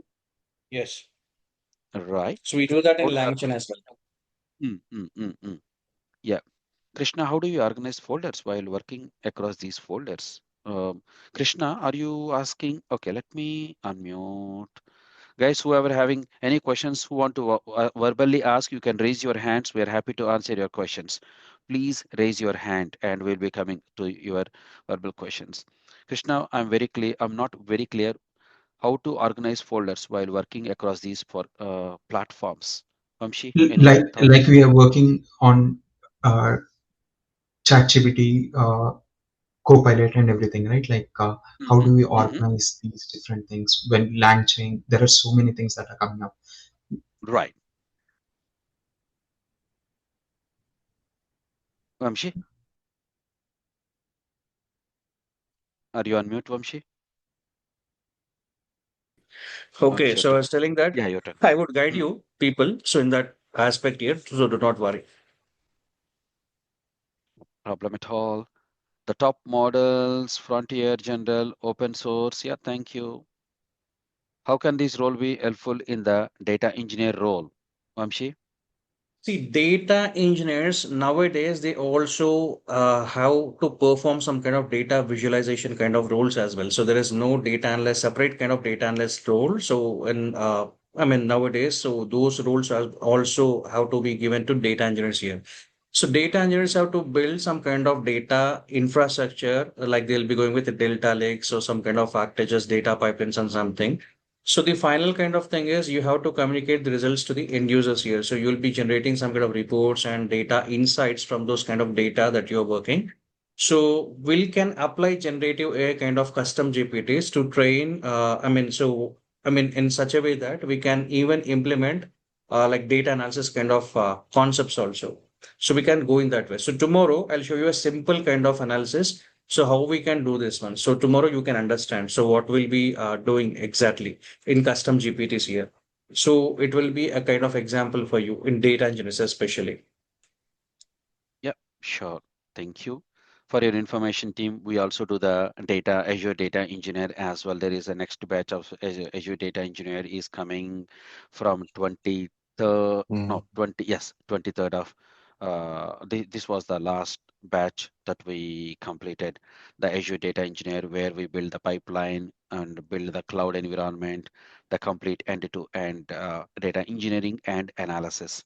CI/CD pipelines, data warehousing, and data breaks, Delta lakes, everything. So if I just type Azure Data Engineer, so here, if you see here, February batch, so these are all the course content, data loading, Azure Data Factory, and then you have the parameters. Yep. Okay, team. How will this course benefit Scrum Masters and project managers? Oh, for everyone, this course is going to be a benefit, as I said, right? So it's all for each and every individual. You need to understand how can we make use of these tools. And let's say, for example, Mami, you are a product owner. Normally, you have to discuss with the business people, understand the requirements, and based on the business requirements, you have to break your head and write the epics and user stories. That's a product owner role, right? Now, after understanding this one, so what you will be doing? You are going to do the prompting and you are going to ask. You're going to ask, act as a product owner for healthcare company, write the epics and user stories along with acceptance criteria. And when you are working on a particular project, you are going to define, you are going to give this prompt more specifically. So it is giving the epics, user authentication and security. Okay, good.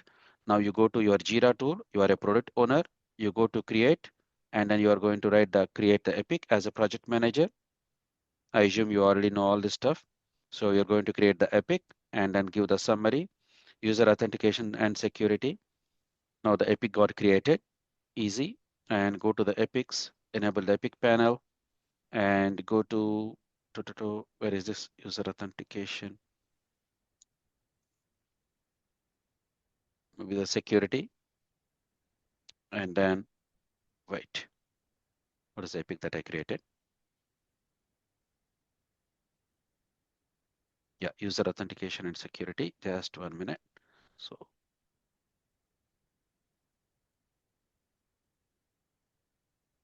well, wait here. Create.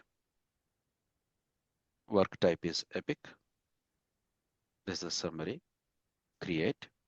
Ahaha. Accidentally it created a bug. Sorry. Work type is the oh, it's push. By default, it is setting to oh yeah, now it is epic. Fine. I was a little bit fast, resulting in rework. Now we have the epic created. So for you as a product owner, now the epic is ready. So you create the epic and then you click the view items and you are going to create the work items for this particular story.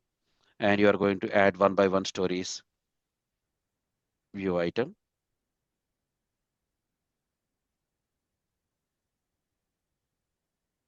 Okay, let's not worry about it. So you're going to add one by one story. So where you are going to have the acceptance criteria and everything. So this is going to be helpful. You're going to make use of these tools instead of writing all these requirements on your own for 1 day or 2 day. Now you can just adjust these requirements to your needs in within few hours. So you are able to do your work activities, reducing your efforts in short amount of time. That's where the organizations are looking for. I always telling everyone, organizations are not going to replace the product owners or project managers, but they are going to replace the project managers and product owners who are not using AI. Definitely they will be replaced. So what kind of tools, what purpose, you are going to understand. And on top of it, if you are a project manager, most of the projects, because all the companies, they are heavily coming up with a lot of spending on the budget, especially on the AI. So we need people to implement this AI, bring the automation and everything.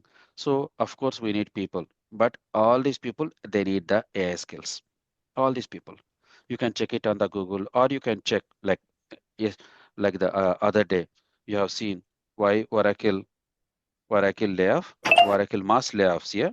Oracle mass layoffs. Why they want? They want to invest in AI. And you can check the news article as well. Reportedly lays thousands of workers as a part of shift to the AI, highlight the impact of AI on the future workforce, 30,000 people and around AI. And you can check it on in the news articles. Every organizations, they are spending heavily. Oracle, which employed, and yeah, you can read the articles. So every organization, they need people who can build these AI systems and act so that reducing the human intervention and reducing the operational costs. And if the team is working, definitely they need the project manager, they need the scrum master, so you can be part of these AI projects and you know what is going on the ground. You can talk more confidently. And the beauty is we don't need to be too technical with these coding skill with the coding, and it's more about logical thinking and applying what tool we have to use when and bring the required automation. Okay, hope you understood. For the Scrum Masters, project managers, as a Scrum Master, if you want to define the team agreements, working agreements, for example, in my class, already I am teaching. I do that. I do the Scrum Master product owner trainings. Okay, but I do it in a practical way. Maybe I just go to here, the Confluence, no, one PSM MAR 26. I just go to this and we build all these things with the help of AI tools only. Let's say I'm going to Confluence tool where we go for the document collaboration tool. And then I'm just going to build the budgeting. And if you see how we are doing the budgeting in our class, you see I added this one some time back, and you can see the budget summary and the detailed breakdown as a project manager and infrastructure, third-party vendors. And as a Scrum Master, you're going to proactively identify the internal dependencies, external dependencies. What do you do? How effectively you can build your sprint retrospections? How can you build the roadmaps? How do you define the KPIs, OKRs? Okay, so we are going to learn all these things in a practical way with the help of AI tools. In case if anyone is looking for this project management, definitely I'm there, and I'm an agile coach and I have a lot of global reputation. How can I effectively domain specific technical skills? Dhanraj, again, how can I effectively apply GenAI to enhance my domain-specific technical skill? It's more about asking, right? You pick up the right models and ask and try to improve your knowledge. And at the same time, I always say that blindly don't rely only on that LLM model. It all depends on to what extent it has. We have seen that hallucination and all the stuff, right? So we have to be careful in that. If we are covering graph RAG, uh, Vamshi, are we covering No, graph RAG? no, No? no. Graph rag is not covered here. Okay, no problem at all. Okay, Cam, whatever we commit, we do it blindly, and whatever we don't or we can't do, we can't. Okay. I've been working on the React.js, Node.js, yeah, more of a front-end developer. Are we going to connect to Python and backend API all together? Yes, with the help of AI tools. Yes, Hardik. Can you tell us the new some roles? Tomorrow we will cover, Sam, in the interest of time. Tomorrow we'll be covering that. Okay. How will this course help forward deployed engineer acting as a bridge between the tech team and business team, how they can use the AI to improve the performance? Yes, Oshi, in each and every activity, right, that whether you are a development team or a front-end developer, back-end developer, so we have the AI models now. Just we have to feed with a list of instructions. They are going to act on behalf of the human. If you see, if any project is having certain set of standard set of activities which we have to perform regularly, repetitively, take it for granted, we have to automate that with the help of some tool, some automation tool or AI tool. Sorry, Y- actually, I was Oishi here. I was actually asking about the role, specific role called forward deployed engineer, which is like coming up in the market very recently. Like it's a AI r- role, which is like a techno-functional role. right. All So right. So let me explain you this one. Forward deployment engineers also require some kind of additional skills like DevOps and again cloud integrations. So deployment here. So this course will give you insights into how to start with forward deploy. But again, in order to go with forward deploy, you require much additional skills here, much advanced skills here.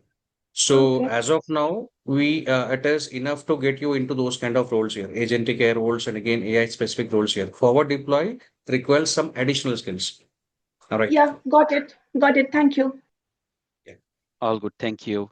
Will you help to create AI agent to automate a daily task related to my job role? It depends on what kind of job you are doing. Maybe it may not be that easy, but the sample projects that we'll be doing, right, Vamshi?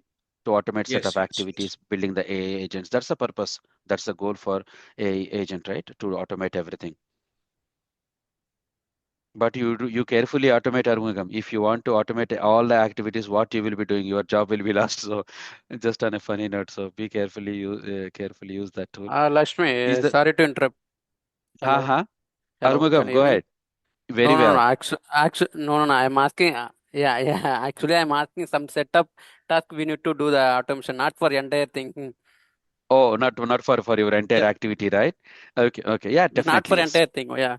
Okay. Because if it is entire something, what you will be doing it. Yeah, yeah. Okay. Okay, thank you.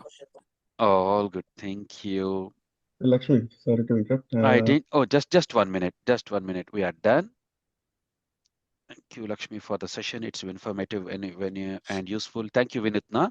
And we will go to the people who raise their hand. Shrini, go ahead, Shrini.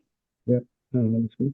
So basically, what I understood is like the agentic AI should have some domain-specific knowledge, right? Let's say I'm in the telecommunication, so I can, automate my task or process, okay, within the telecommunication domain, right? But what if, like, if you want to move to IT and take a role of agentic AI, is that possible? Because it looks like the agentic AI only develops the things or the automates the things over a particular domain, right? So, what kind of roles we can expect, like if you are moving the like kind of domains or to IT with this agentic AI? All right. So let me Well, answer you yeah, this Vamshi, question. yeah, First please of go ahead. all, Yeah. see any kind of role that you're into, you have to be domain specific here. Now, in your role, right, telecom or something. So you have to be, first of all, you have to understand the problem statement here. So what is that you want to automate there? What is that you want to solve there? And how you can apply this kind of agentic skills or something in order to automate some kind of task or something. So any kind of domain you take it, some kind of domain knowledge is essential in order to apply these kind of AI techniques or agentic applications or something. Then we can create a workflow. So without that one, so even the design patterns, you cannot move ahead actually. Right. So first you have this kind of knowledge, then you can think of applying in your respective domains here. So this is what I can tell you. Okay, so there's nothing like a beginner kind of role, if I'm moving to some IT, where I can straight away apply this knowledge. You can It's apply in your domain also, provided, as I told you, you have to be first of all sure what you want to automate there, how you can achieve that one. So, and how you can use this kind of tools here. Then you'll be getting a roadmap. Then you can design a framework here. So what kind of things I need to put, okay, yeah, as part of my automation kind of task here. yeah, Likewise. yeah. In my domain, I'm clear, right? But I'm just trying to understand if I'm moving out of my domain, it is necessary that I should have the domain knowledge. Then only I can apply this, right? So that's what I'm trying to understand. Yeah. Right. Anyone, any question? Srini, you're done? You got the answer or no? Are you happy? No, not happy? No, I'm good. I'm good. I think we should have a You domain knowledge to apply this agentic AI anywhere, right? So that's the key, right? not, no, yeah, it depends, right? Once you understand the business, when you're talking about the domain knowledge, that's nothing but the business knowledge, like the business set of rules, what the business wants. That requirement, you are going to set it as a standard set of activities. You feed it and you make this software work.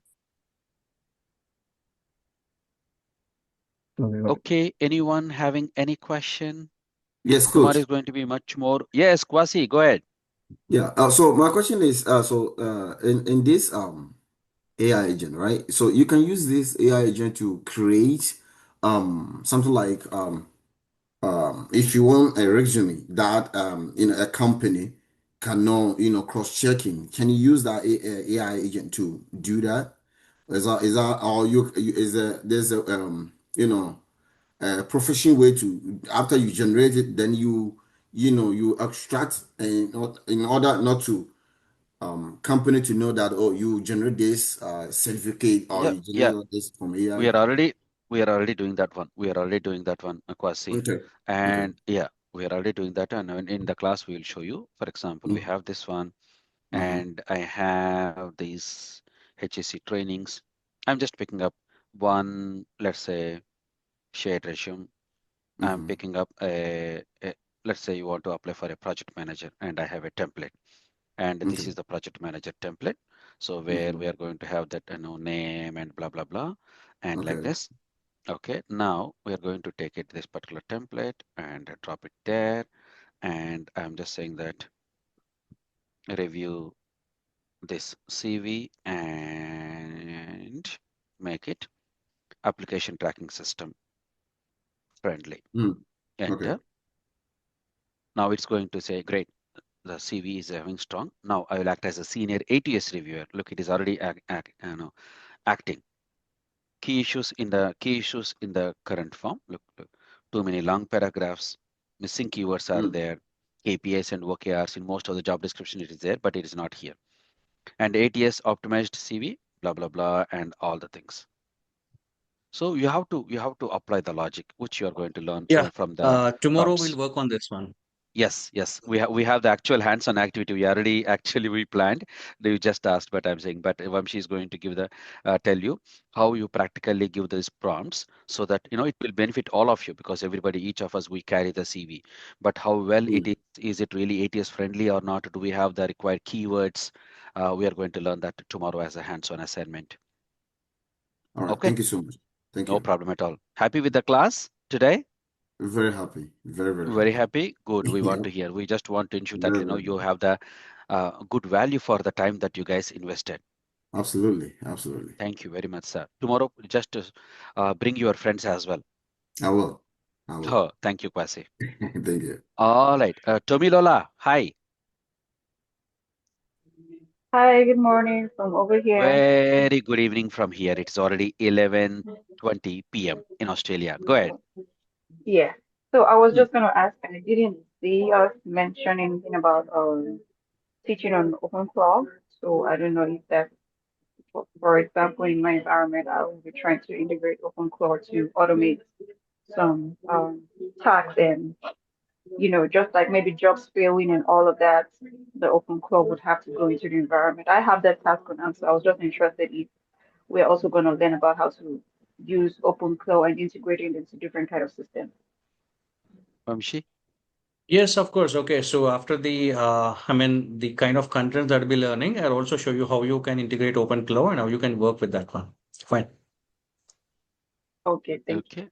If it is, Vamshi, we are committing. If it is not there as part of the curriculum, let us make a note and ensure that it is there Yeah. It is not actually in our curriculum, but in the we'll curriculum. have Yeah, it. that's what. Yeah, from the way you sounded, I was guessing. Yeah, sure. No problem at all, Tomilola. Thanks for the feedback. We'll ensure that it is there part of the class. Okay, cool. Anyone, any final questions before we close the call? Tomorrow we'll spend more time on the question and answers as well. Let us understand one good AI model and business case Hi, Lakshmi. scenario. One CV. quick question. Yes, lag. Yeah, go ahead.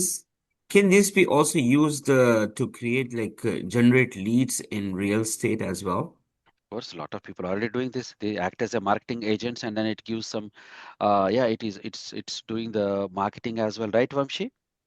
Yes, of course. So they Mm, have a lot of CRM agents as well. Yes. yes, Oh, so we can get that.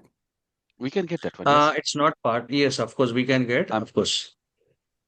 Oh, great. Thank Not you. part of the Appreciate it. training. You can't build. I don't think you will be having knowledge enough to build your own agent, but maybe we can purchase the third-party agents, which will automatically generate these things. Yeah. Nowadays, Yes, so, Yes. so even they do create CRM and get the leads, right? So they do have in the market like this. I can get that. you can get that one. Yes, purchase rather than reinventing the wheel. You can just get it with a lesser price instead of wasting your efforts on that. Obviously, if you have somebody like this or Lakshmi, if you have any contacts, please let me I know. will. I think definitely I can. Yeah, definitely. I will send it to you. Like I have your number. Thanks a lot. Thank you. Also, if any of your companies are having, if you are running any business and if your business needs a continuous 24 by scan, because it is becoming very important nowadays to protect our organization from cybersecurity attacks. We have 24 by 7 threat monitoring customized tool our trainer Chandra has built. Very good. For very less reasonable price, we are going to give that tool to you guys. What it will do, it will automatically do all the vulnerability scans, any kind of weak areas that exist in your entire network. It continuously scans and then continuously send the feeds. Who is trying to interact with your company? Is it as a good or a threat actor? Is it interacting with a good intention or bad intention? Bad intention, trying to log into the login portal with 5 or 6 passwords. That's a bad intention. Yeah. So we need to have a good agents as well. So he has built very good agent which continuously 24 by 7 it monitors and alerts. Yeah. Can you please advise? Hardik is asking earlier question. Will this course content will be covered for full stack AI engineer? Vamshi is asking. Full stack engineer, we have a separate program. Okay, so this focuses only on Gen and this one Agentic here. So Mm, Even if you have knowledge into React Node.js, okay, so you can even go with that one. But full stack, we have separate, not this kind of course. Yep. Thank you. Thanks for the clarification. So basically, this content, what we are coming, Hardik, as you have seen on the feedback from the chat GPT, or you can do your own research. I'm resending the PDF document one more time. It is going to help all the professionals to improve their efficiency, to work in the smart way, to work with the latest AI tools. That's the main goal. I'm sending you the PDF document as well, team. So if any of you want to connect with me directly, and I'm sending my number. My name is Lakshmi, and +6141251636 is my direct number and WhatsApp number as well. I don't change my number. You can always reach me. And also, I encourage, if any of you haven't joined my Telegram channel, I please join the Telegram channel as well. I'm running this for last few years. You can join, create, invite link, copy link, and you can join here. And you, out of 6,000, around 5,000 are my old students. So I want to be in touch with them even after 3 years, after 4 years. And let's say congratulations and everything. You can see the people here who got the job offers way back 2021. Maybe some of you are already here. You can see here 2021, 22, the messages at that point of time, 4 years back. All these are like, we have people who got very good offers, 2021, 22. Good number of people who got a very good jobs, but we stopped posting the pictures. And but more of the job opportunities nowadays, I'm posting whatever comes on my way. Maybe use these 5 prompts. Look at this one: raise, rise, star, clear. Somebody shared and I shared it. If it is something good, definitely it'll be here. And you see here, hiring Scrum Master, Agile Project Manager, blah blah blah, with the Azure Data Engineering Basics. And then we have a lot. For example, if you want to apply for GRC roles, you just type here governance, risk, and compliance. So you have the GRC roles here, all these GRC roles, and go for Azure. Just type for here. This itself is like a database. So you have all the type of the Azure engineer. And for each and every batch, we have the WhatsApp group as well here. And we created WhatsApp group for March 26, oh no, April 26, APR 26. So this GenAI and Agentic AI, we already created a WhatsApp group and the communication is going on. And yeah, this WhatsApp group.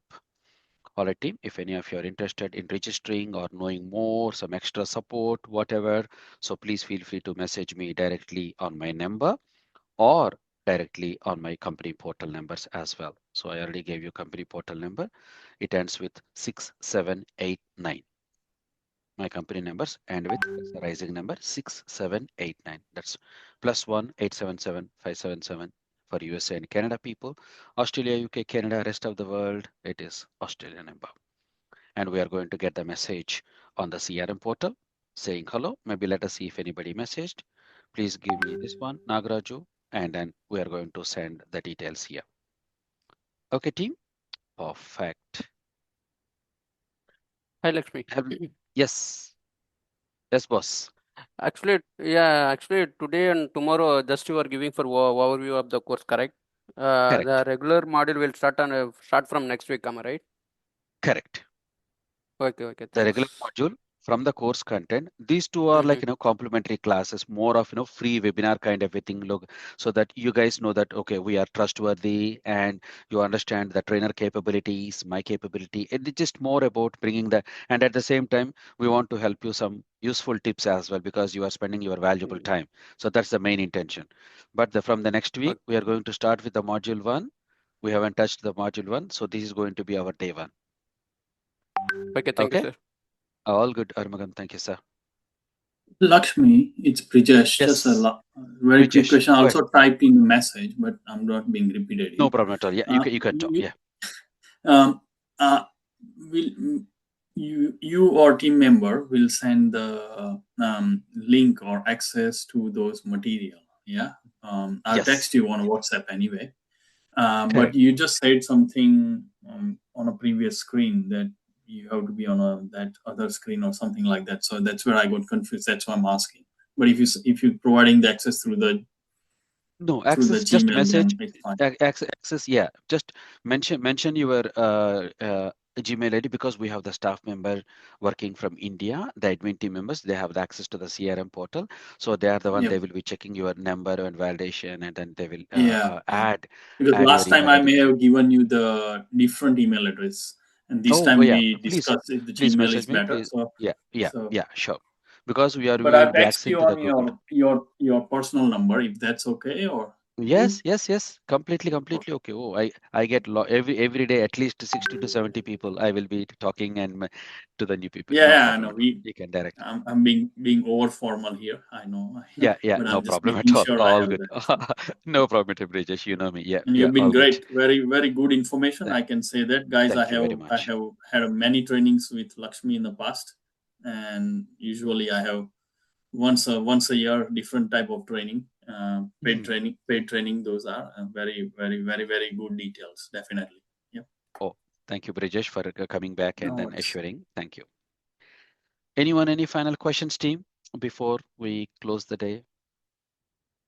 Today is my 18th hour of working. I started my work today at 5 o'clock because I gave a 4-hour class on the Agile project management, and then now here another 3.5 hours, and then rest of the meetings. Long day. Can you please send the Telegram link? I just did. I did. But I'm very happy to resend it again.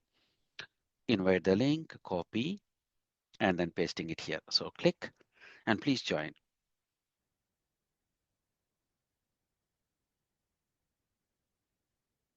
Yeah, that's the link. All right, team. I thank you from the bottom of the heart.